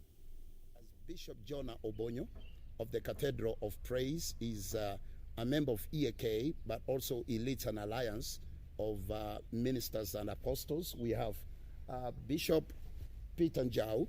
Bishop Njau is the bishop of several other churches and is our Nairobi chairman of the Evangelical Alliance of Kenya Churches. As you have heard, the rest are on the way and others are involved in other forums. So I'm going to read the speech that we have here. We bishops and leaders from different churches and denominations are gathered here in one accord to voice out the concerns of more than 18 million evangelicals, Pentecostal and charismatic believers in Kenya. First of all, we are thanking our God, the creator of the heavens and earth, the giver of life, for coming through for us during these challenging times of COVID-19. We have kept praying as a church and trusted God to bring us out of the situation victoriously, and this is largely evidenced by the gradual flattening of the curve that we are witnessing currently. We know there are a number of Kenyans who have lost their beloved ones and thousands who have been affected by this disease. As God's shepherds and God's servants, we wish to remind all Kenyans that our God, whom we have trusted and even recognized in our constitution and national anthem, will not forsake us. Let us take heart and focus on the sovereignty of our God.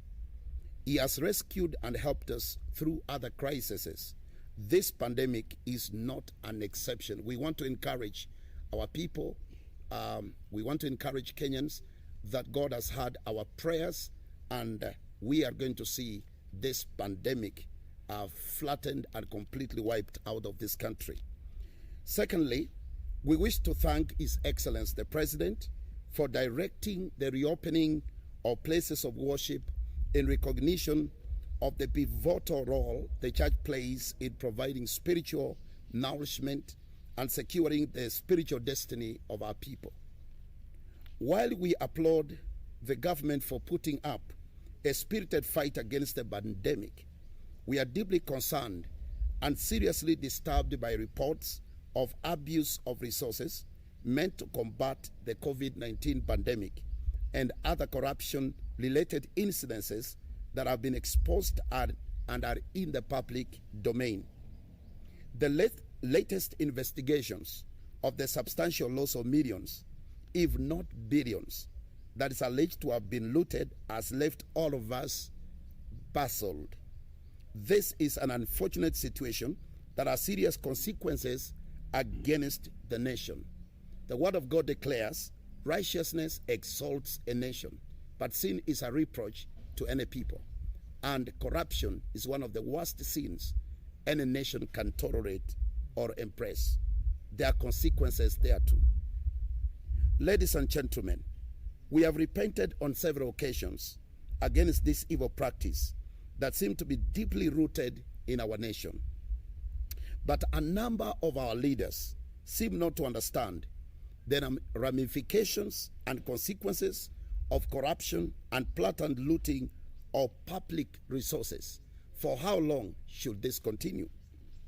We therefore applaud the directives by His Excellency the President for speedy investigation of this corruption saga and any other corrupt-related matters and cases in this country, and bring the culprits to book. Kenyans are eagerly waiting to know the truth about the usage of donations and other funds meant to fight COVID-19, and will not settle for less. We stand for a culture of zero tolerance to corruption and will continue supporting efforts to completely weed off this stubborn cancer out of our society. This, ladies and gentlemen, will restore confidence among Kenyans and our development partners that indeed our fight against corruption is real, serious, and genuine. Kenyans are watching. As men of God, we are praying and also watching. Thirdly, the House of Bishops that is represented here today has been deeply disturbed by the ongoing impasses at Senate in respect to the revenue allocation bill. We believe that every Kenyan deserves equal access to the national resources as a matter of right and justice.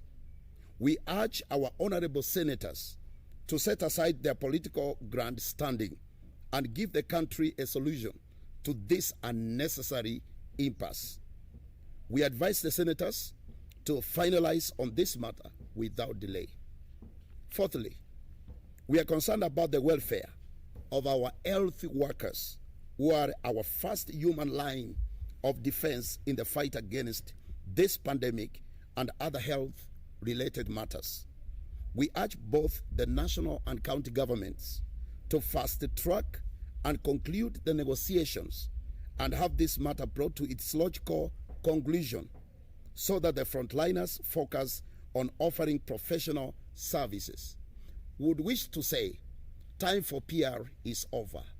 Let there be genuine negotiations and let our health workers be taken care of. While we support the system of devolved services, we also urge for the establishment of a National Health Commission to continuously look into the affairs of our health workers and ensure that health services are not disrupted in this country. Of the Constitution of Kenya, COK 20. Most Kenyans will remember that the church stood for opposing the then draft constitution on account of several items that stood in contradiction with either our faith or freedom of worship. We will still stand on what we said then. No doubt, we have had numerous gains, especially in taking the services and resources closer to the citizenry through the devolved governments. But there are a number of issues that we brought out in 2010 that we would want to revisit as we take audit of our current constitution. This 10th anniversary of the COK 2010 offers us a good opportunity to take stock and reflect on what has worked and what hasn't, and use the lessons to inform the future. We will come back at some point and let you know our stand after we have done the audit. May God bless you. May God bless Kenya. In Jesus' name, amen. My deputy chair, Bishop Dr. Steve Mutua, is going to put this in Kiswahili, our national language, for our people to hear in our national dialect. Bishop, you're welcome. Of Kenya there, commenting about the coronavirus, among other issues, and of course, celebrating 10 years of the new constitution. In studio, we're discussing issues around the hospitality industry, and of course the impact thereof, and what is the way forward. Mike Macharia is a Secretary General of Kenya Association of Hotel Keepers and Caterers Association, and Dennis Mwangi is a hotelier who has been impacted by the crisis. Before we went for that break, Mwangi, I wanted to inquire from you, how many people, from your former employer have lost their jobs? As per, I wouldn't have a clear number, but as per the time I was leaving the establishment, I think about, putting into consideration the people who are on a monthly, contract base, those are casuals and everybody, it could have affected close to about, by the time I was leaving, close to about 20 people. But still, that was something in process. It was a continuous process that was going to affect even more. Mm-hmm. So basically, I wouldn't have the clear number about it, but yeah. Just hold your thoughts there. I mean, we want to go to Senate where, the management and the leadership of KEMSA is appearing to give an account of various issues. So let's now listen in and then we'll come back.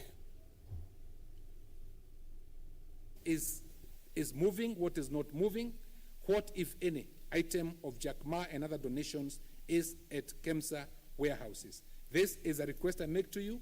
This is an open invitation I make to you. This is an invitation I even make to the media to come and see what we have, so that the reports that keep coming up are verified and are based on facts, not innuendos or half-truths. Madam Chair, as pertains to query number 5, a report on the circumstances that led to the suspension of the Chief Executive Officer, our CEO, and 2 other senior managers. This one is a short issue, Madam Chair, because the Ethics and Anti-Corruption Commission has been conducting investigations at KEMSA. They wrote to our CEO on 30th of June this year, indicating that they were carrying out investigations and requested for documentation. On the 13th of August, Madam Chair, I, as chairman of KEMSA, received a letter which I have annexed to the first folder, for the first file, as Appendix 5. I received a letter from the EACC, written to me directly, copied to the Cabinet Secretary, Ministry of Health, the Permanent Secretary, Ministry of Health, and to Dr. Kenywa, advising us to suspend the CEO and 2 executive directors, that is the Director for Procurement and Director for Commercial Services, to help them continue with the investigations that they are carrying out at KEMSA unabated. I have annexed that letter in the file.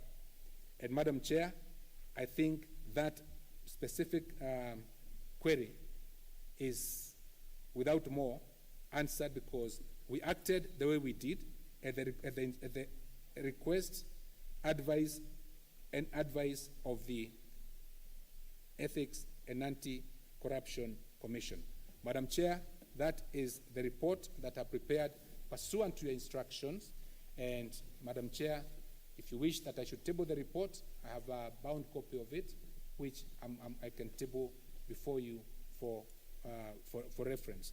But Madam Chair, I hope that we are going to get an opportunity as we go on to explain the receipts, the amounts of money at which we procured the commodities, how much we sold them to the counties, so that we are able to disabuse this notion that is going round that we procured at double the price and sold to the counties at double the price, and therefore making it unaffordable to Kenya citizens, Madam Chair.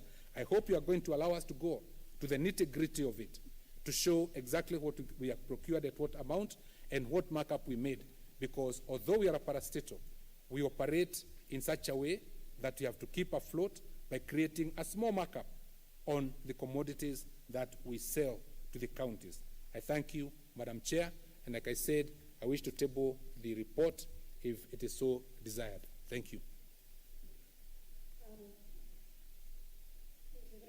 That is the chairman of Kenya Medical Supplies Agency, Kembi. It's very interesting. He's the former senator for Murang'a, appearing on the other side of, to give his account of things at, the agency.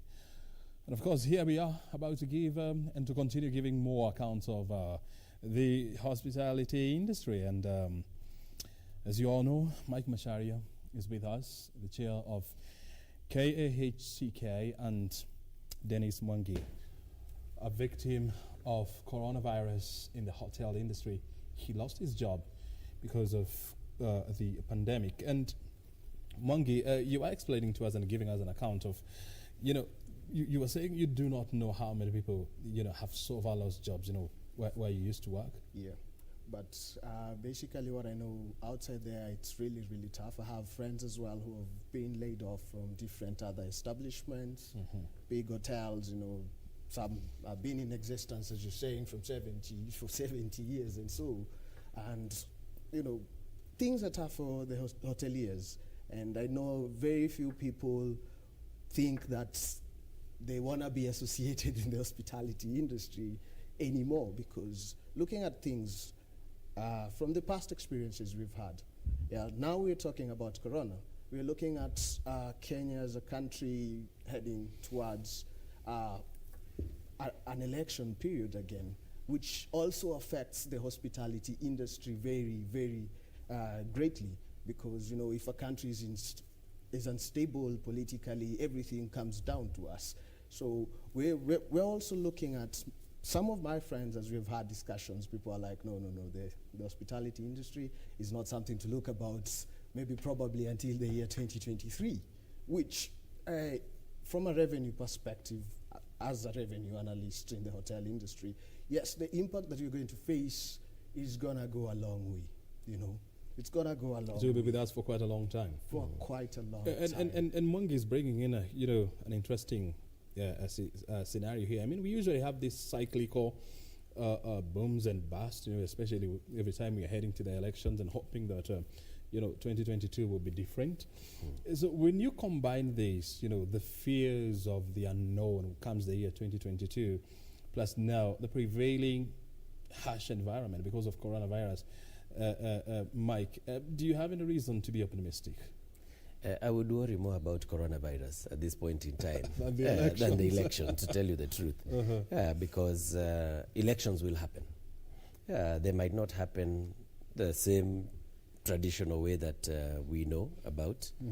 There is a lot of reaching out to one another. You can see there's this BBI initiative, even though I'm not a politician, to try and end these cycles of violence every 5 years. If you remember the dates that I gave you, the years that I gave you, were all election years. Exactly. 92, 97, 2013, 2008, and so on. So we've got to get to a point where we break that chain. Now, in terms of job losses, even though, you know, my colleague here, Mwangi, says he doesn't know, it's massive. We are looking at our count is at, if you take all the jobs in the industry, we are looking at 3.1 million jobs. So 3.1 million jobs in the hospitality. Directly? Yes, these are direct jobs. Yeah, direct jobs. Direct jobs. And I'll tell you why. If you take the hospitality industry alone, hotels, we have around 7,000 registered hotels under the Ministry of Tourism. And those 7,000 hotels hold about 800,000 to 1 million jobs. We've got pubs and restaurants. Nairobi alone has 10,000 licensed pubs and restaurants. Jesus. Mombasa has It's a drinking 8,000. county. Yeah, no, we are combining with restaurants. Remember the Motudo law introduced what was known as restaurant category, where you could sit and have a drink. So a lot of pubs are actually registered as restaurants. Kisumu has 7,000. So you're looking at jobs. If you take 2 operators, probably another 750,000 in the transport sector of tourism. Look at airlines, Kenya Airways, Air Kenya, Safari Link, all these airlines. Then go to travel agents. So the job losses are massive. Even if we just took 50% of those jobs as potential losses, you're talking about 1.something million people. And these jobs, it is said by the UNWTO, each tourism job supports at least 5 others.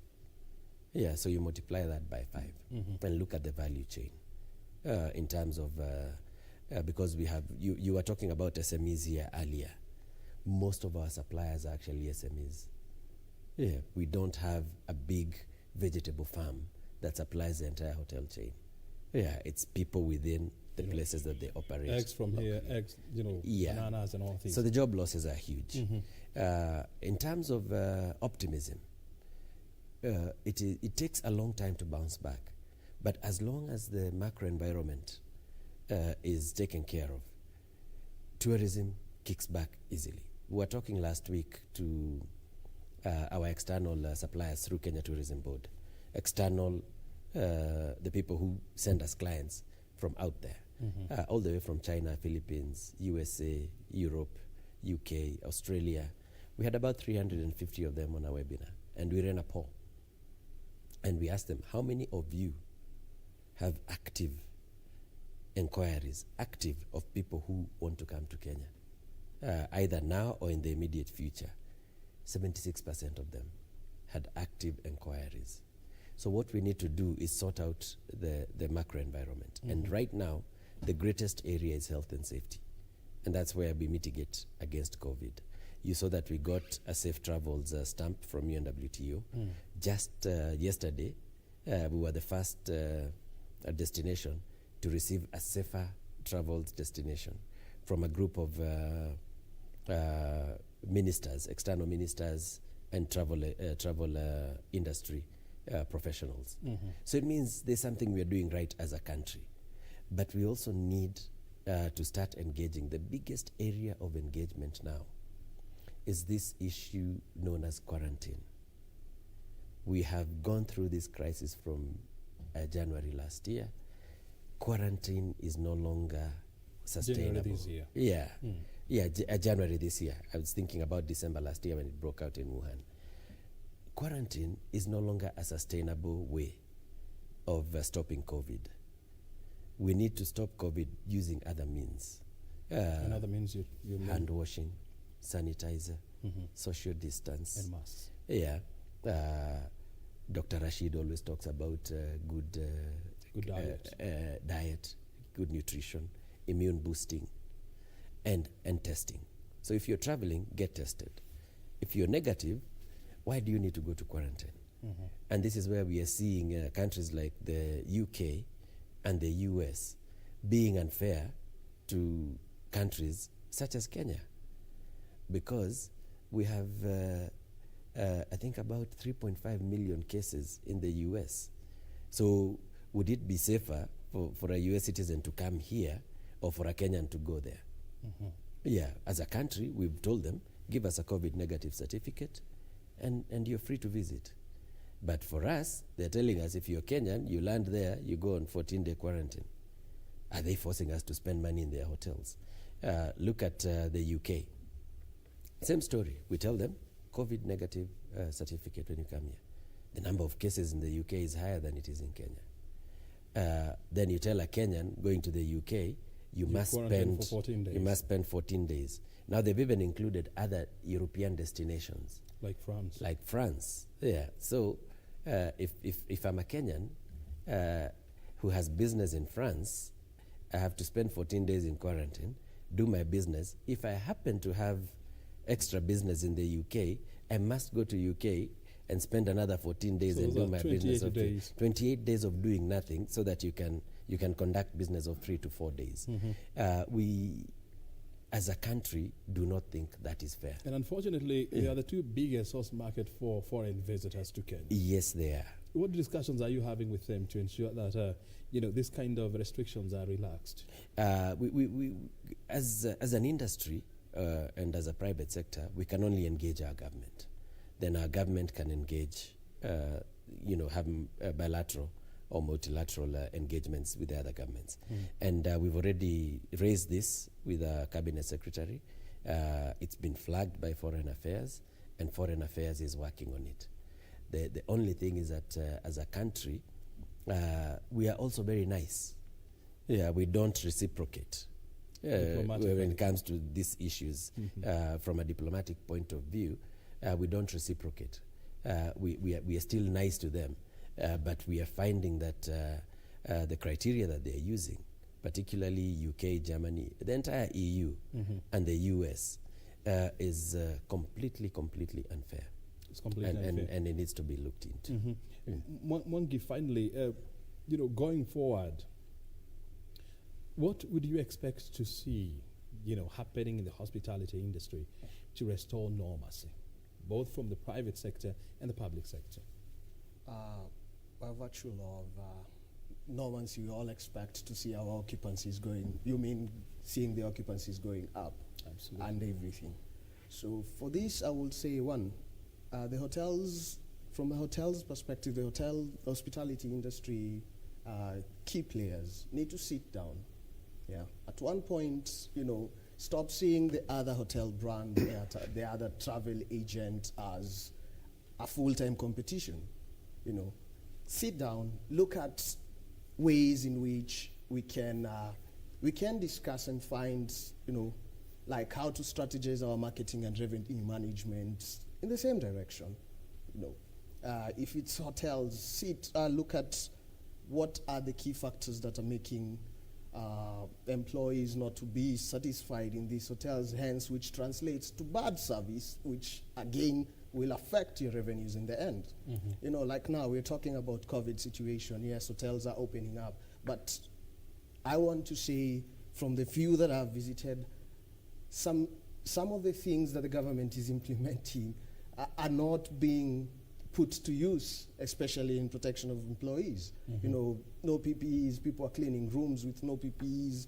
Some rooms, as you go in, you might not know when was the last time it was actually sterilized, and as the government has put procedures on what to do, but some of these procedures cannot be implemented by our hotels because it's impossible. They're not making that revenue. It entails, it's capital intensive. So at the end of it all, I think the stakeholders now from the ground level, leave alone the formed units to govern hospitality and travel, the hotel, from the ground perspective, they need to sit down and align issues that will help them in getting into better revenue spots. Very well. Mike, in the interest of time, when you look at, in the last 3 briefings by the president, he has laid out, various measures, to ensure that, the country goes back, to pre-COVID levels. And some of these, like yesterday, hotels were added an extra 1 hour, before close time. Going forward, and what would you expect to see, from government in a bid to ensure that there's some sense of normalcy, resuming in the industry? As you were saying, there are so many inquiries, but the environment is still hostile for them. Yes. Looking at yesterday, I think was the 11th presidential address. Looking at from where we came from the first presidential address, I think the first few were meant to completely keep the disease in check. And at that point, it was about containment. Then we were told by the World Health Organization that it will be with us for long, so we must learn to live with it. So we moved from containment to mitigation. Now, if you look at what we called out for initially as an industry, and we agreed with government, we will try to keep our people as much as possible in the jobs, using the reserves. So the month of March and April, people were on leave, full paid leave, and we had said we'll put them on 2-week rotation on unpaid leave, but we went on lockdown. So we started paying them 50% to stay at home. So we had another 2 months of 50%. Then after that, we told people, now we know you can't afford the 50%, but whatever you can afford as a stipend, please make sure that your staff are not going hungry. So those were the steps. And we asked the government to give us a roadmap to reopening. And you remember the president came out and said from the 15th of, I think it was July, we'll open domestic travel. From 1st of August, we'll open international travel. And he did that. So what we are seeing him doing is taking a phased approach into reopening. Like now, you remember yesterday he said, put together a team of restaurant and bar owners and show us that there is self-regulation and give us a roadmap for reopening. So he's going in a phased reopening, because lessons learned from previous pandemics is that if you went and announced today everything is back to normal, you'll have people on the streets celebrating, then you'll get another wave. So we can see that the government is really trying. We think we need a lot more engagement, and we have confidence because of our numbers that we can be able to go back. Very well. So we'll need to bring these people back. There's just one small element that people seem to miss out. The fact that Kenyans are also not traveling gives us an opportunity to have them travel internally. There's a size of the domestic market. There's a silver lining that goes out every year to Dubai, to UK, to Malaysia, Hong Kong. Those are the guys we are telling, travel internally. We first revive our industry, then you can start going out later. Mike, Macharia and Dennis Mongi, thank you so very much indeed for joining us this morning. To help us give a perspective on where the hospitality industry is and what is the way forward. Yes. Your input is highly appreciated. Yeah. Well, we have been, at first we were looking at the SMEs, and of course we have ended up the program, with a key focus on the hospitality industry. And of course you have heard it from the team how badly impacted it has been and what is the way forward. You have been watching Biz Check. Coming up next is Tamrini with Nancy Okware. But before we go there, first of all, take you to the County Hall, where the leadership of the Kenya Medical and Supplies Agency, they are appearing before Senate, to respond to a few audit queries about that agency. My name is Obrien. Thank you for your time. Good afternoon. Because we have our own forecasts, and we know that the County Council of Kisumu, County Council of Kilifi, the other county council, or the county, not county council, but county governments, over time require this kind of medicines or farms and non-farms. We have a stock, And we buy these using our own capital, from the budget we get from the government and also from the capital that we generate ourselves, like from the 10% fees, etc. So that money is there. So the 7.6 billion shillings that we used to procure the COVID-19 related items was our own money, or was meant to pay from our own money, and donations and budget assistance from the Ministry of Health should that come in due course. For instance, Madam Chair, let me mention that the countess owes almost 3 billion shillings. And if they were to pay us that money, it would make our revolving fund much, much easier. But we shall come back to that. So what prompted KEMSA to procure, and who authorized us, Madam Chair? It is part of our mandate to procure. If you look at the KEMSA Act 2013 as amended in 2019, it is one of our mandates to procure and warehouse. So we do not have, the management does not have to have authority from anybody. The only question is whether or not the board or the Ministry of knew what were going on, and we wouldn't know. These are day-to-day running of a business cannot micromanage. But 7.6 billion shillings, again, I'm sure will be explained to you completely and how it was done. How much has been paid and how much is remaining? Chair, before you leave that point, so do you want to confirm to this committee that the 7.6 billion was not authorized by the Ministry of Health, neither did the board pass the usage of 7.6 billion? Just a confirmation so that we know, because you've seen you have procured, from the ministry instructions is 2.1. KEMSA has procured by its own 7.6. So does it mean that that was a decision made by the management, or who made that decision of 7.6 billion? Well, like I said, on a day-to-day running of the institution called KEMSA, we have the CEO, we have the directors, the 7 directors that are under him, procurement and commercial director, for instance. And they're the ones who do the forecast and decide what needs to be bought. The board passes a budget at the beginning of the year, and it passes a budget of so much money. Okay, one would expect that the purchases and everything else would be within the budget. So if the budget is passed by management for any reason, and the board is not informed that the budget has been passed, then that matter must come before the board in due course for the board to be explained. And I want to say, Madam Chair, that I'm sure this is one of the reasons maybe investigations are going on, why PSC wants investigations to be done to understand how these figures, we reached a figure of 7.6 billion against the budget that we had at that time, and what expectation there was for how the payments would be made. About the stock that we are now holding, and this is a very important question, Madam Chair, that you have asked. I want to say this, that we continue to buy, to procure these items between the months of March, April, and May. And this is when the purchases were made. And we have the record for them. And the stock that is now in our warehouses, in Embakasi, in Commercial Street, in all our other warehouses, Madam Chair, is intact. And the value of it as of this morning, I'm talking about COVID related, is 6.2 billion shillings.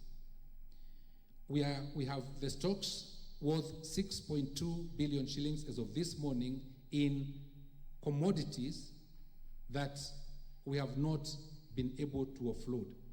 And the question is, why are these commodities not being offloaded? And this is the questions, Madam Chair, in answer to you, if you allow me, that is being asked. And the answer to this is this, that we purchased these PPEs, personal protective equipment. We bought the face masks, the KN95, and everything between the months of March, April, and May. More precisely in April, because COVID was declared a pandemic on or about 15th of March. And the prices for the masks and the PPEs at that time was what it was at that time. And if you do a research, Madam Chair, you are going to find that the KN95 that we were buying at 700 shillings, in the market, we were the lowest. You would get it in the market for 1,200 shillings, for 950, for all those other amounts. The masks that you are wearing now, if you are wearing the 3-ply mask, which was going for 50 bob at that time, you can get it for maybe 30, maybe 20 bob now. It is the same 3-ply mask, but the price of what it is today is what it is.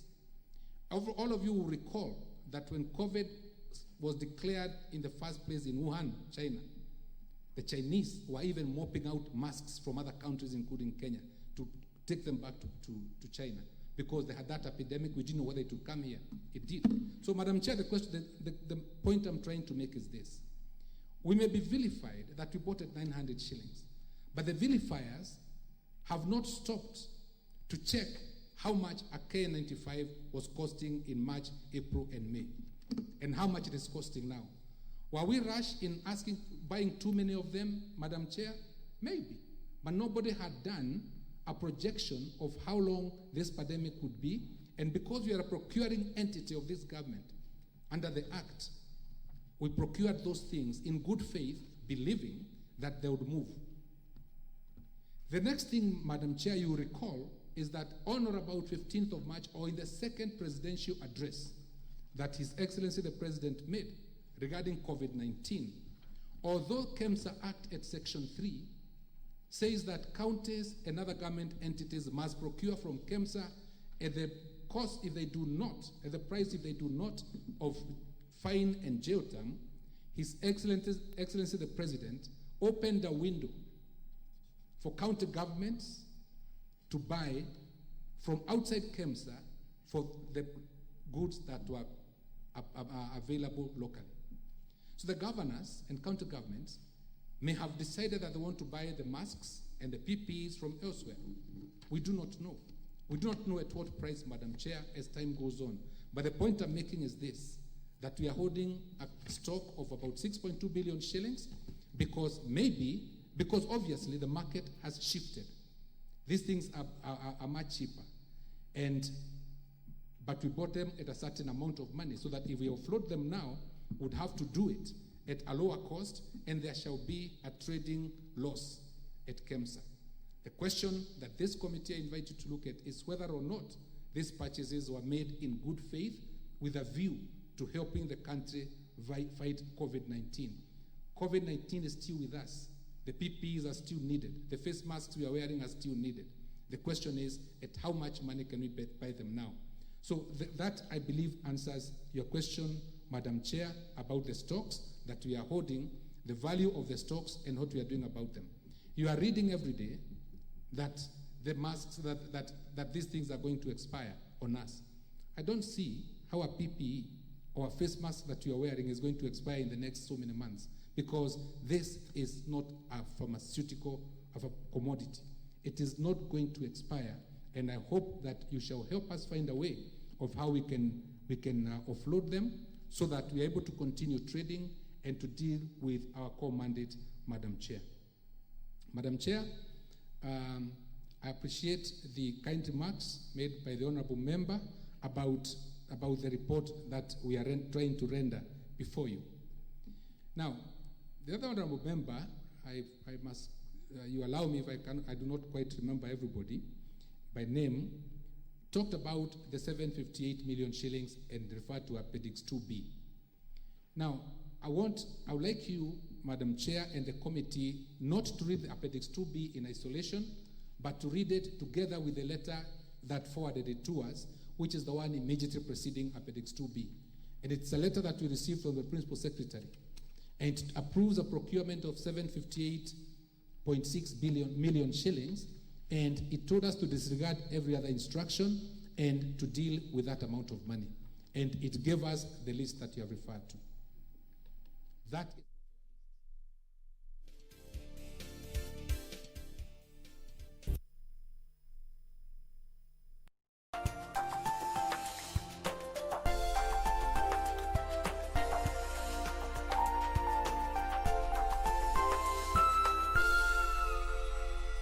tonight on KBC Channel 1. I have witnessed everything myself. Sushi, it is your misconception. Is it? So does that imply that you willingly let him touch you? Did she insult you? Yes. She gives importance to Ashok more than me. Is this not an insult to me? She was about to tell him that she does not wish to marry me. I reached there on time and handled the situation. Tonight on KBC Channel 1. The COVID-19 pandemic is reminding us once again that mental health is just as important as physical health. Wagonjwa wengi wa akili hivi sasa wako nje mabarabarani na wanaathirika kulingana na haya maradhi ya corona. Serikali inapoangalia watu binafsi ambao wana afya zao kuhakikisha kwamba wametarget watapeleka vyakula kila sehemu. Swali langu ni kuuliza kwamba hawa wagonjwa ambao wanaugua akili wako mabarabarani kila sehemu katika hii Mombasa County, serikali imepanga nini? On the next episode of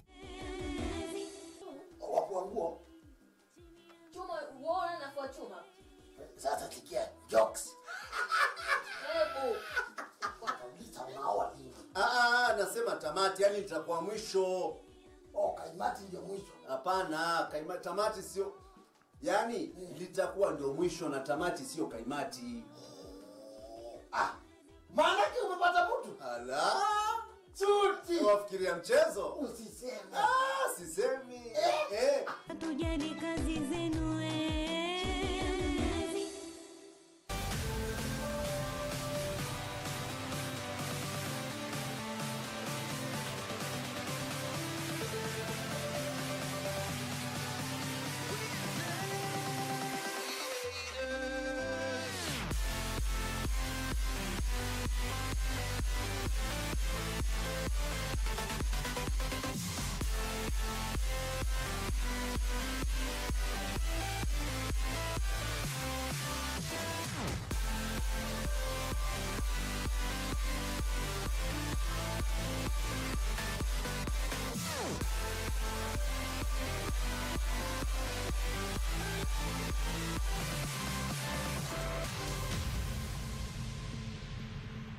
this weekend on KBC Channel 1. Obrien, is that you? It's me. The number of women killed is not 375. The real number is probably closer to 5,000.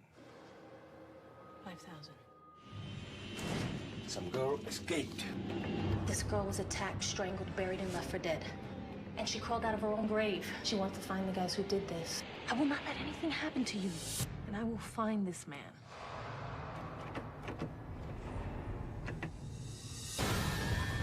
But this is an important story. Your story is destroy her. And they will kill you.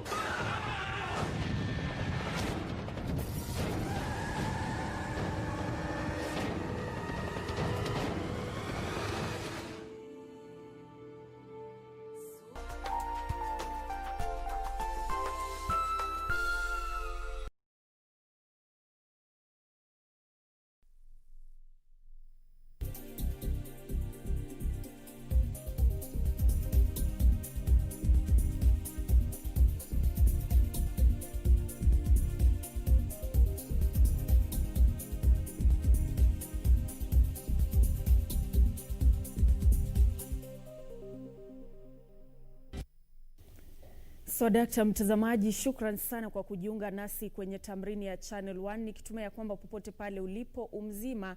Mtazamaji, leo hii ni siku kuu ambayo Wakenya wanazidi kuikumbuka. Miaka 10 iliyopita ni kwamba Kenya iliweza kupata katiba, na bila shaka tarehe 27 ni siku ambayo katiba hiyo iliidhinishwa humu nchini. Na hivyo basi wiki hii tumekuwa tukizidi kuangazia safari yenyewe imekuwaje tangu Wakenya kupata ile katiba. Yale ambayo yalikuwa yamependekezwa pale, je, yametekelezwa kama ilivyostahili, ama ni mapengo yepi ambayo yako pale, na ni kipi ambacho pengine kinastahili kubadilishwa ili kuhakikisha kwamba Mkenya anazidi kunufaika kutokana na hiyo katiba mpya. Na hivyo basi bila shaka leo hii kwenye studio tutakuwa tunazidi kuangazia hayo, na nitakuwa nikizungumza naye Steve Mogaka ambaye ni wakili tayari uko kwenye studio, na ni mjadala ambao tutakuwa tunaangazia miaka 10 baadaye. Je, nchini mambo yamebadilika? Yale ambayo yalistahili kutekelezwa yametekelezwa au la?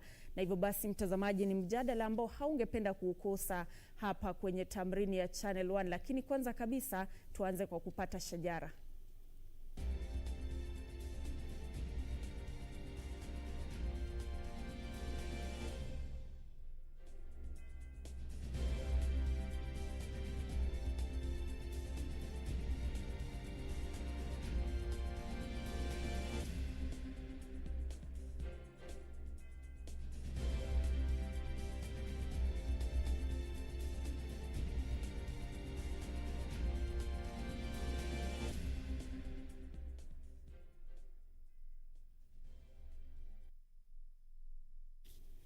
Naam, karibu mtazamaji kwenye taarifa kamili. Naitwa Nancy Okware, na mfasiri wa lugha ishara ni Simon Karotha.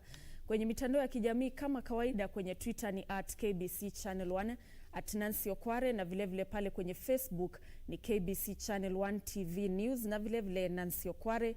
Tupe maoni yako kuhusiana na mjadala ambao tunazidi kukuwasilishia leo hii, miaka 10 baadaye baada ya Kenya kupata katiba.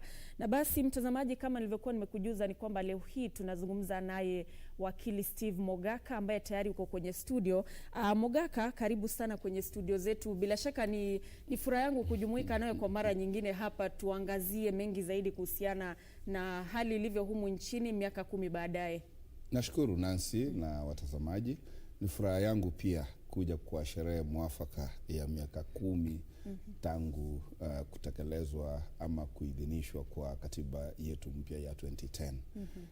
Sina budi kuchangia maono yangu ili tuelezee wa Kenya tumetoka wapi, tuko wapi, na tuafikiane mwelekeo wetu utakuwa wapi. Na bila shaka ningependa vile ambavyo umezungumza kuhusiana na mahali ambapo tumetoka, tulipo kwa sasa hivi na tunakoelekea. Na ningependa pengine tuanze kwa kuzungumza na kuhusu kule ambako tumetoka. Katiba yenyewe, ni kipi ambacho kilichochea ama kupelekea Kenya kuhitaji katiba ile ambayo iliidhinishwa mwaka 2010?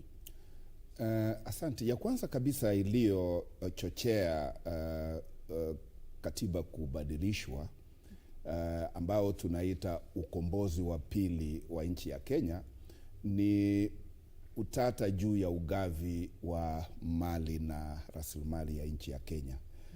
Kwa sababu kulionekana kuwa katika katiba ile iliyokuwa, aliyechaguliwa kuwa rais alikuwa na mamlaka ya kipekee na peke yake kuamua chochote kile kitafanyika katika nchi ya Kenya. Ndiye alikuwa anaamua ni nani anachaguliwa, ndiye alikuwa anaamua mali ya kodi ni pesa ngapi unadaiwa, alikuwa anaamua pesa za Kenya zitatumika kwa miradi gani ya maendeleo na kwa pande gani ya nchi ya Kenya.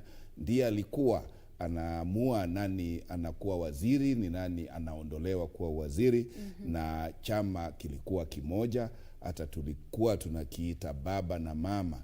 Yaani haikuhitaji kuwa na mama na baba, ilikuwa chama moja, baba na mama, lugha moja, uamuzi mmoja. Na ndio Wakenya walikerwa, ikabidi wakaingilia kutetea na kuchochea kubadilisha hiyo katiba ya Kenya.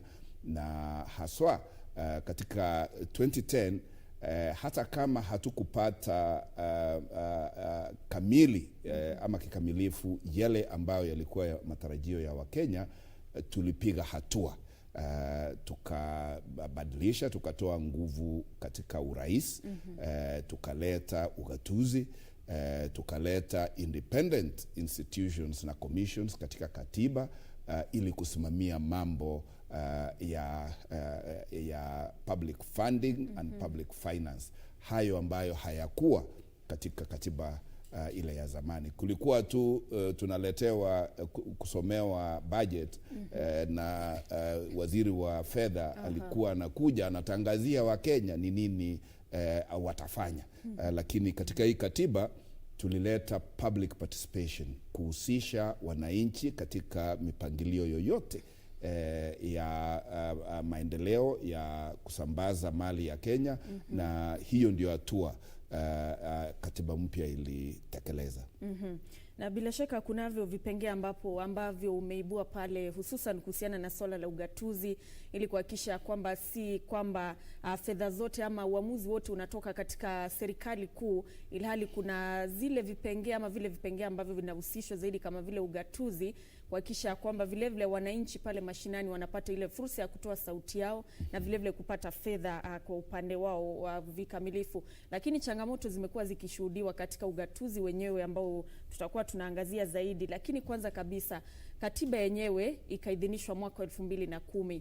Safari ambayo ilianza pale ni ya kuhakikisha kwamba inatekelezwa. Tuzungumze tu kuhusiana na ule utekelezaji wake. Kufikia sasa wewe unaona ya kwamba katiba hiyo ama angalau kuna ule utekelezaji ambao umefanyika kwa njia ambayo inastahili na kumfaa mwananchi? Asante.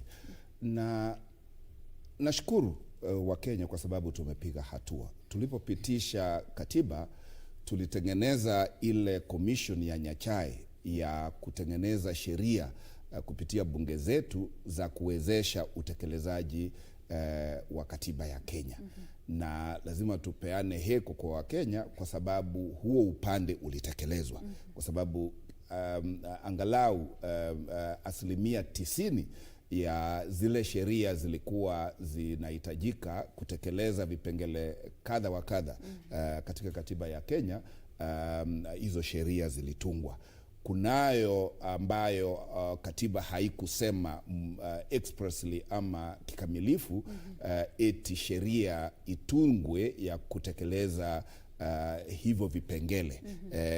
Hasa sheria kuhusu utekelezaji wa kipengele juu ya jinsia. Hakukuwa na sheria kule na utata umeonekana, na ndio sababu hicho kipengele hakijaweza kutekelezwa. So kwa kutengeneza sheria ndio tumefanya, kwa kuunda commissions zile ambazo ziliwekwa katika katiba, hiyo pia tumetekeleza. Na tumeweka wasimamizi wetu katika hizo constitution commission ambazo zilikuwa zinahitajika kupea utu, kupea energy na life katika vipengele kadha wa kadha ya katiba yetu. Na tutarudi baadaye kusema kuwa wale ambao wamewekwa kusimamia hizo commissions na institutions ambazo zimetengenezwa na katiba yetu, je, wametekeleza? Hapo ndio tutakuwa tunasahihisha kama wametimiza mahitaji na maono ya Wakenya walipokuwa wakitengeneza hii katiba. Pia tumetekeleza ugatuzi kwa kutengeneza serikali za county government 47. Hizo pia tumetekeleza kwa sababu kura zimepiwa, serikali zimeundwa, bunge zimeundwa, na miaka 10 baadaye tumeona hizo bunge na county government zikijaribu kutekeleza mahitaji yao katika ama mamlaka yao kulingana na katiba. Na swala ambalo tutarudia baadaye ni kuwa, je, wametekelezaje hayo mamlaka ambao wametwekwa na Wakenya wetu. Pia tunaweza sema katika bunge letu la taifa, ama kwa sababu katiba ilitengeneza serikali mbili. Ni moja lakini mashina yake, matawi yake ni mawili. Kunayo ya national ya kitaifa ambayo kando na ile ya ugatuzi ambao ni ya county government. So tutasahihisha hii katiba imewezeshaje national government ama serikali ya kitaifa kutekeleza mamlaka yao, ili hali pia tutaangazia vile hiyo serikali tumetengeneza ya mitaani ama ya county vile pia wametekeleza mamlaka yao. Na imekuwa miaka 10, manake Wakenya wangetarajia kwamba wakati ambapo katiba yenyewe iliidhinishwa ni kwamba hali ingekuwa imeimarika humu nchini, kumaanisha kwamba Wakenya wangekuwa wanaona yale matunda ambayo yanazidi kushuhudiwa kutokana na hii katiba mpya. Lakini kufikia sasa hivi bado kuna ule mjadala unaoendelea kuhusu kipengee fulani hakijatekelezwa, hili swala fulani linastahili kubadilishwa. Je, kama Kenya miaka 10 baadaye unaweza ukaipa Kenya asilimia ngapi katika utekelezaji wa hii katiba, vipengee mbalimbali?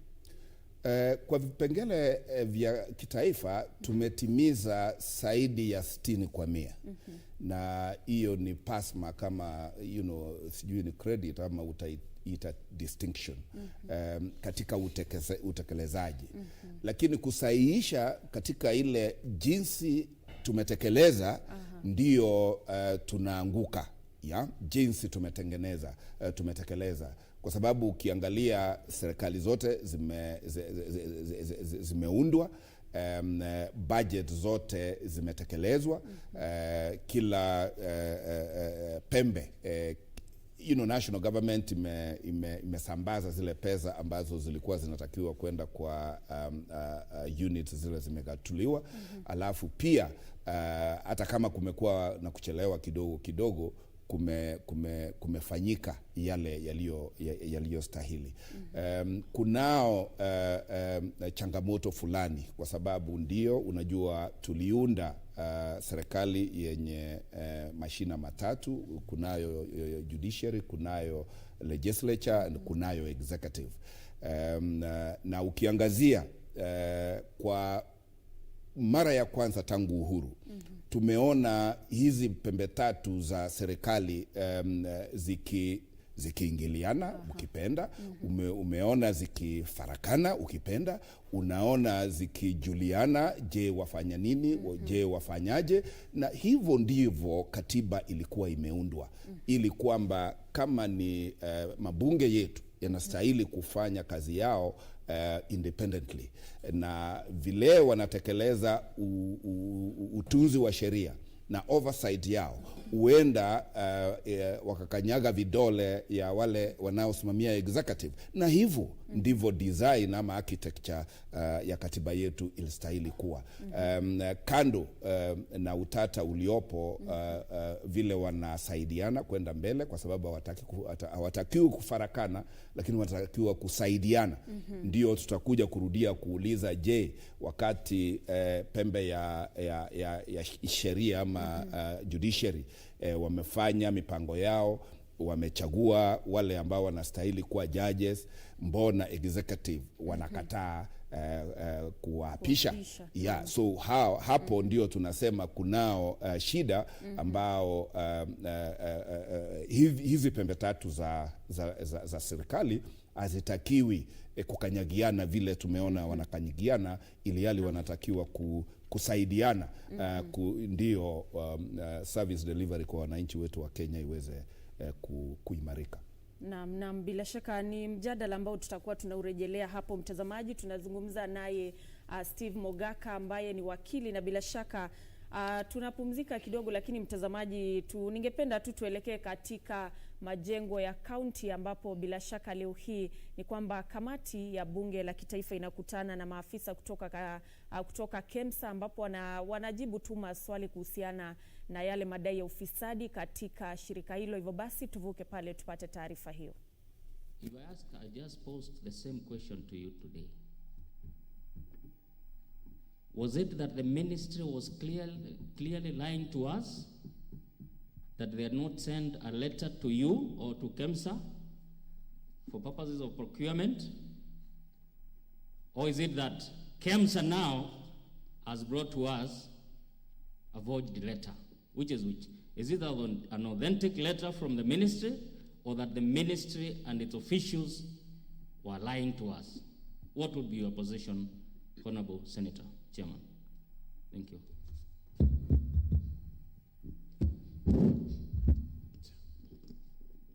Honorable Jagagua, with the greatest respect, and you're my colleague in the profession, I do not see why we would bring a forged letter before you. And then, I think the committee also needs to understand that this is the first time I'm appearing before you, and I have not seen the Hansard report of the proceedings of the meeting you're referring to. So you cannot ask me possibly to confirm whether or not what was said was correct or not correct. Honorable members, allow me. Honorable members. But let me say this. Let me say this. You cannot possibly ask me to confirm whether it is correct or not correct. But I can tell you from where I'm sitting that the document I've given to you is the document that is in our records, and the information I've given you in answer to query number 1 and query number 2 is the correct answer as pertains to the figures of the amounts received and how we have expended it. Thank you. Honorable Jakagu, I want to make a ruling on this matter. Yeah, now you can use the microphone on your desk. The microphones are working. You only need to press to get the attention of the chair.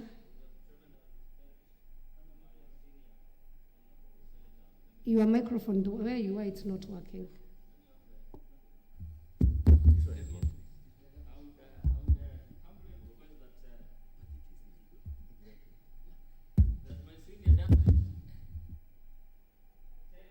The one next to, okay, moved. Must be another one at the back.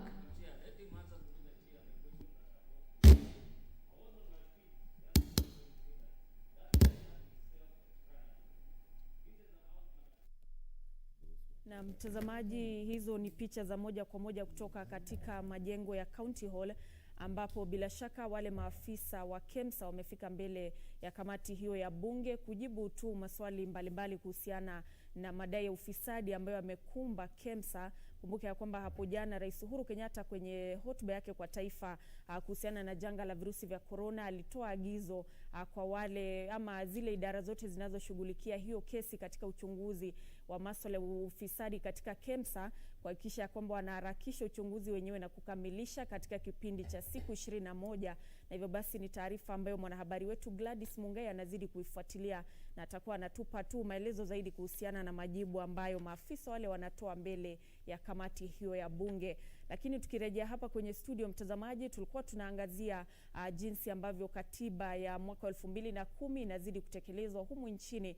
Kumbuka ya kwamba imekuwa miaka 10 baadaye, kuna yale mapengo ambayo yameshuhudiwa, kuna yale mabadiliko ambayo yamependekezwa, na hivyo basi huo ndio mjadala ambao tunazungumza naye kwenye studio. Nilikuwa naye Bwana Steve Mogaka ambaye ni wakili, na vile vile sasa hivi tumejiunga naye Jen Nyaboke ambaye vile vile ni wakili. Karibu sana Jen Nyaboke kwenye studio zetu. Bila shaka kabla ya kuwasili tulikuwa tunazungumza kuhusiana na jinsi ambavyo hali iko nchini miaka 10 baadaye, na Bwana Mogaka alikuwa anazungumza kuhusiana na lile swala la kuhitilafiana kwa zile tuseme mahakama na vile vile upande wa executive. Je, kwa kauli yako ni kipi ambacho pengine kinapelekea ile itilafu katika utekelezaji wa majukumu ya hizo bodi mbili? Asante sana kwa kuniita hapa kwa studio. Kitu ya kwanza nataka kupongeza Wakenya wote na wale walipigania hii katiba yetu mpaka tumefika mahali tumefika. Naweza sema kwamba kumekuwa progress. Yaani tumeenda mbele, hata ikawa tungeenda mbele zaidi tungeweka nguvu. Kwa hivyo napongeza Wakenya wote, kina mama mahali wako, kwa sababu tumetoka mbali, mahali tumefika, lazima tusherekee. Hiyo maneno ya kusema judiciary na executive, kitu naweza sema ni kwamba ingekuwa nia yetu, nia ya constitution, ati hizi arms za serikali tatu zifanya kazi pamoja, zishirikiane ndio tuende mbele. Lakini ukiangalia vizuri unaona judiciary ikitoa maneno ama maoni ama order, unapata executive hawataki kushikiliana na hao, ndio sasa maneno iende mbele. Unapata order nyingi sana zinatolewa na executive hawataki kutii.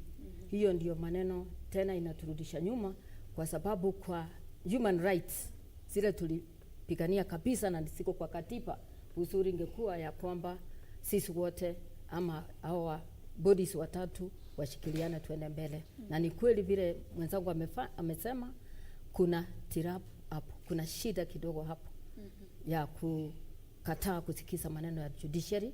Kwa hivyo inafanya kazi sana ya judiciary kuwa ngumu. Yes. Na pengine nikikuhusisha tu kuhusiana na hili swala la utekelezaji wa katiba, Bwana Mogaka nimemuuliza kuhusiana na ikiwa anaona kufikia sasa hivi miaka 10 baadaye anaweza akaupa utekelezaji wa katiba hii asilimia ngapi? Amewapa 60. Pengine wewe katika kwa kauli yako katika utekelezaji wa katiba humu nchini unaona tumefikia asilimia ngapi? Mimi nafikiria tuko kwa 30%. Hatutaenda mbali kutoka mahali tulitokea, isipokuwa progress ni progress, kwenda mbele ni kwenda mbele, hatuangalii nyuma, lakini tunaweza fanya vizuri kushinda hapo. Tuseme kwa mfano maneno ya kina mama, 2/3 gender rule, ukiangalia haijatimizwa, ni kidogo tu ile ya kusema na angalia gender, msemo tu, lakini ukiangalia chini haijafuatiliwa kabisa vile natakikana kufuatiliwa. Angalia maneno ya corruption, tuko wapi? Hatuwezi kuwa 60% na nadifa with respect na my learned friend. Nafikiri bado tuko mbali kidogo na tunaweza kuweka nguvu, tuende mbele, ndio Kenya iendelee. Na pengine Bwana Mogaka, hili swala la hizi bodies kuitilafiana, tuseme wale upande wa mahakama na vile vile upande mwingine wa serikali kuitilafiana, tatizo ni lipi? Manake ni bodi ambazo zinastahili kuwa huru. Ni kwamba pengo liko katika katiba, hivyo basi kuna yale mabadiliko ambayo yanastahili kuwekwa ili kuhakikisha kwamba kila mmoja yuko huru kutoa uamuzi wake. Je, tatizo liko wapi haswa? Asante Nasi. Tatizo letu hapa Kenya ni fikra, attitude yani. Kwa sababu ukiangalia mahakama yetu haitekelezi mamlaka yake jinsi wanataka. Ni jinsi tumewapea sheria na kuambia katiba yetu ndio hii, sheria zetu za Kenya ndio hizi, tekeleza kazi yenu kulingana na sheria. Na ndio sababu wakati hizi pembe zingine za serikali zinaona uamuzi wa mahakama na huo muamuzi ni sambamba na zile sheria na katiba ambayo tumewapea judiciary, uamuzi huo ukiwakera ndio wanaturudisha nyuma. Kwa mfano, kunayo uamuzi nyingi na decree imetoka mahakamani kuambia serikali ilipe watu fulani ridhaa nyingi sana, mabilioni ya pesa ya madeni ya serikali, ya watu serikali imeumiza, hizo pesa hazijalipwa mpaka hivi sasa. Na sio executive peke yake inaleta hii na uita upotofu katika utekelezaji ama observing rule of law. Hata bunge letu la taifa, bunge zimekuwa zikipewa amri ama orders kadha wa kadha, na nakumbuka spika mmoja akisema hizo order ni za kiupuzi. Na unaona tukifanya vitu kama hivyo, hivi ndio sababu uliona Chief Justice akiuliza, wewe kwa nini ukiwa serikalini uulize wananchi wakubaliane na maamuzi na sheria za Kenya na wewe mwenyewe unakiuka. Unajua tunasema tukiwa na nchi ambayo tunataka iende mbele, lazima sisi wote tuwe watiifu kwa sheria na tuheshimu sheria ambayo bunge yetu imepitisha, tuheshimu uamuzi ambao umetoka kwa mahakama, na pia tuheshimu utekelezaji wa hizo sheria na policies kutoka kwa executive. Na ndio sababu tunasema ukiona pembe moja inaanza kukiuka amri ya ile pembe ingine, basi hiyo ndio inaturudisha chini. Na ndio nakubaliana na mwenzangu senior Jane Nyaboke kuwa institutions zile tulikuwa tunastahili kutengeneza kulingana na katiba, hizo nilipea 60%. Lakini wale ambao tumeweka wenzetu kukaa katika hiyo mamlaka kutekeleza, hiyo hata 30% hiyo wakili Jena amewapea, hata hiyo ni nyingi, kwa sababu hapo ndio tuko na changamoto kubwa, kwa sababu wale ambao tumeweka katika hiyo mamlaka hawatekelezi. Hata mahakama yetu na lazima niwakosoe hili suala la jinsia, hawajatoka watoe amri yao kulingana na katiba, kwa sababu sisi wa Kenya tumesema kama kuna institution ambayo imeundwa na inakiuka gender rule, hiyo institution inatakiwa kubadilishwa ama kupiwa marufuku. Na ndio nataka bunge letu lijue atikuwa judiciary wanastahili kuvunja hilo bunge, kwa sababu halija observe that gender rule. Tukienda namna hii, na ndio nasema tunataka judiciary pia wawe fair, wasianze kuogopa eti kuwa uweze kuvunja bunge. Ni lazima bunge zetu ziundwe kulingana na katiba. Kama hazijatekeleza, jukumu la judiciary ni kusema hii haijatekelezwa, na exchequer usipeane pesa kwa hapo, wacha watu warudi nyumbani mpaka tutekeleze ile kipengele ya jinsia. Na Nyaboke, tunazungumza kuhusiana na hili swala la kama alivyoibua Bwana Mogaka kuhusiana na usawa wa kijinsia katika maeneo mbalimbali, katika afisi mbalimbali, na hapo awali umesema ya kwamba kuna wale ambao bado haijatekelezwa, manake kumekuwa na ule mzozo pale bungeni. Wengi wanasema kuna ile dhana ya kwamba wanawake itakuwa ni bora ikiwa pengine ni pale bungeni wakwende pale kama vile ambavyo wanaume wanafanya, wapigiwe kura badala ya kusubiri kuteuliwa katika viti mbalimbali. Je, kauli yako ni ipi kuhusiana na hii dhana? Na je, Wakenya wako tayari kweli kuwapigia viongozi wa kike kura, ama ni kwamba viongozi wa kike ndio ambao hawako tayari kwenda kule kutafuta vile vyo? Nafikiri yote kutokea kwa kina mama pia wanaogopa, kwa sababu ukiangalia vizuri hatujafika mahali kweli watu wanatokea kupatia kina mama kura. Kwa hivyo inatakikana vile iko kupatia kina mama nafasi, na nchi zote dunia mzima kuna wakati walikuwa wana deal na fair sex, kuwasaidia kupata mamlaka, ndio na hawa waonekane wanaweza kwenda mbele. Kwa kuchaguliwa kama sasa viti 47 easy sa women rep, mimi nafikiri ni sawa, na hiyo ndio katiba tulipigania. Sasa tuko na hawa kina mama 47, lakini shida ni nani mnachagua? Ni nani unachagua? Ikiwa tuko na mama 47 wale wanajitokezea kufanyia kina mama kazi, kuangalia maneno ya youth, kuangalia maneno ya leadership, na wawe kabisa kamili wanataka kuendesha, itakuwa sawa sana. Na si kwa kina mama peke yake, hata ikiwa wakichagua wanaume pia unapata mtu ule anatoa pesa ndio anapewa, ule ako empowered ndio anapewa. Sasa kina mama saa hizi ndio tunapigania kwa empowered. Kina mama hawana ma title deed, hawana mashamba ya kuuza waende kufanya kura. Sasa ikiwa tunaenda washindane na wazee, watafika wapi? Maoni yangu ni kwamba vile tunaenda ni kuangalia kabisa hii gender rule iangaliwe vizuri, na kina mama bado wapewe hiyo nafasi ya kuwa nominated na kupatiwa zile viti sawa 47, na pia kupatiwa nafasi ya leadership. Wasaidiwe wawe na hiyo nafasi, space ya kuconduct maneno ya siasa. Lakini vile pia mwenzangu amesema ni kwamba institutions sisi tuko nazo, unapata wale watu wamepewa hizo institutions wako full of impunity. Hatuja change attitude kabisa, tuseme sasa Kenya ni yetu, tushikane, tuwe each other's keeper. Ukiona kama sasa mtu kabisa anajitolea, anachukua pesa za COVID, maneno kama hayo, madawa, watu wanakufa tu, ukiangalia wewe mfuko yako umejaza pesa, hiyo ni kuonyesha kwamba hatujafika mahali sisi tunakuwa na nationalism ya kusema sisi ni wa Kenya, tushikane mikono, tutembee pamoja. Na tunaweza fika hapo tukiangalia katiba yetu, kwa sababu hizo vitu zote ziko ndani. Sisi ni wa Kenya, na tukianza kufikiria kama wa Kenya tutaenda mbele. Si ati tuna sheria nzuri, na ndio sababu zilipitishwa na siko ndani ya constitution yetu ya 2010, siko kwa zile maneno yote inapitizwa, ziko hapo.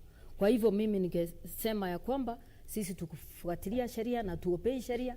Tukiona mtu amekozewa ama ameambiwa kuna makosa, tuseme ni tribe. Tuanze sasa kupigana sisi wenyewe, badala ya kusema yes, kama huyu mtu amefanya makosa, hata kama ni ndugu yangu, wacha yeye mwenyewe abebe hiyo msalaba yake.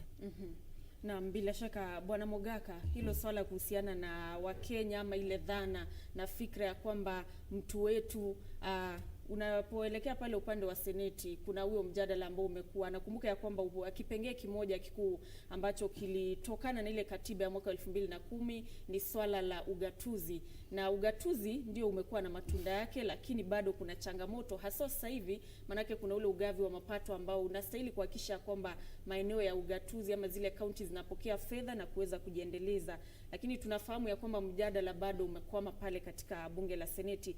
Pengine kauli yako, tatizo hasa liko wapi pale? Tatizo letu katika nchi ya Kenya ni kujipenda kuliko kupenda, kujipenda sisi peke yetu. Na mafundisho ya Injili yanasema penda mwenzako vile unajipenda mwenyewe. Mali ya Kenya inatakiwa kusambazwa kwenda kwa Wakenya kwa njia ambayo inastahili kuweka kila mtu awe tuwe na usawa. Shida tulio nayo ni kuwa kurudi nyuma, kuna pembe za nchi ambazo zilikuwa zinapewa mali ya umma nyingi kuliko pembe zingine za Kenya. Na swala kuu ni, na ndio sababu tulikuwa katika katiba na ile tunaita Equalization Fund. Equalization Fund ilikuwa inatakiwa itumike kuinua wale ambao walikuwa wameachwa nyuma ili wakuje kuwa sambamba na pembe zingine za Kenya. Na remember, jukumu ya kuendelesha taifa la Kenya, hiyo jukumu ni ya lazima kwa wale ambao wako mamlakani, na hakuna pembe ya Kenya ambayo inatakiwa kuachwa nyuma. Na ndio sababu sasa hiyo Equalization Fund ndio inaleta utata. Wengine wanasema one man one shilling. Kidogo tu nitakukatiza, tutakuwa tunaendelea na hiyo kauli, lakini kwa sasa hivi mtazamaji, ningependa tuelekee katika mahakama ya Milimani ambapo gavana wa kaunti ya Migori Okoth bado amefika pale na yuko kizimbani. Hivyo basi hebu tuelekee pale tusikize.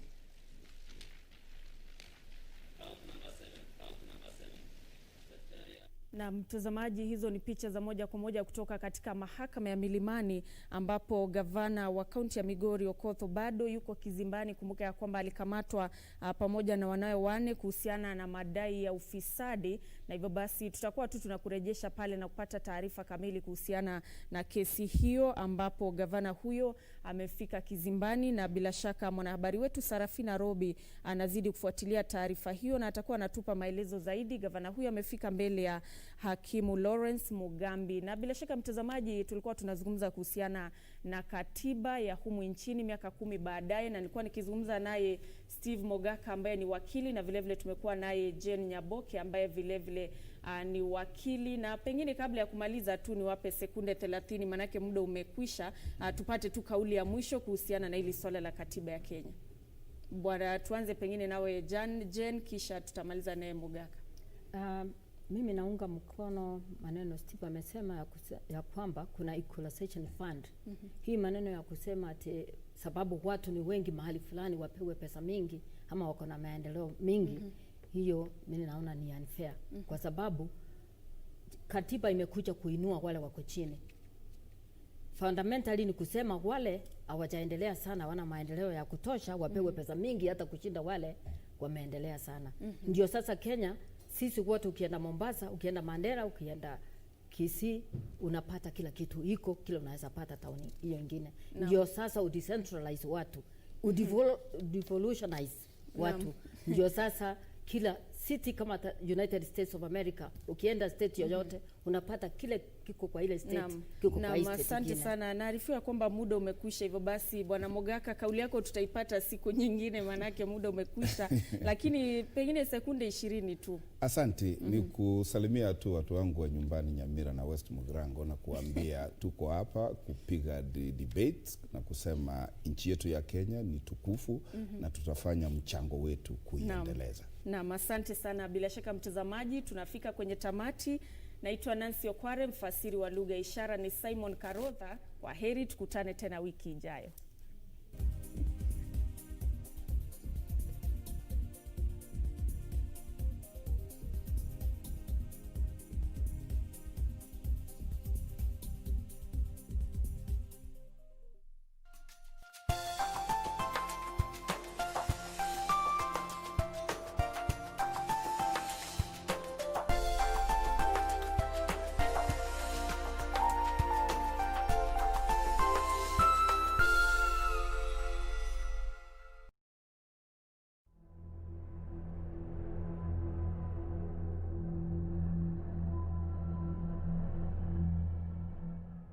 I greet you in the name of Jesus Christ. I'm Reverend Anthony Minor, by the grace of God, Vicar of St. Faith Migadini Church,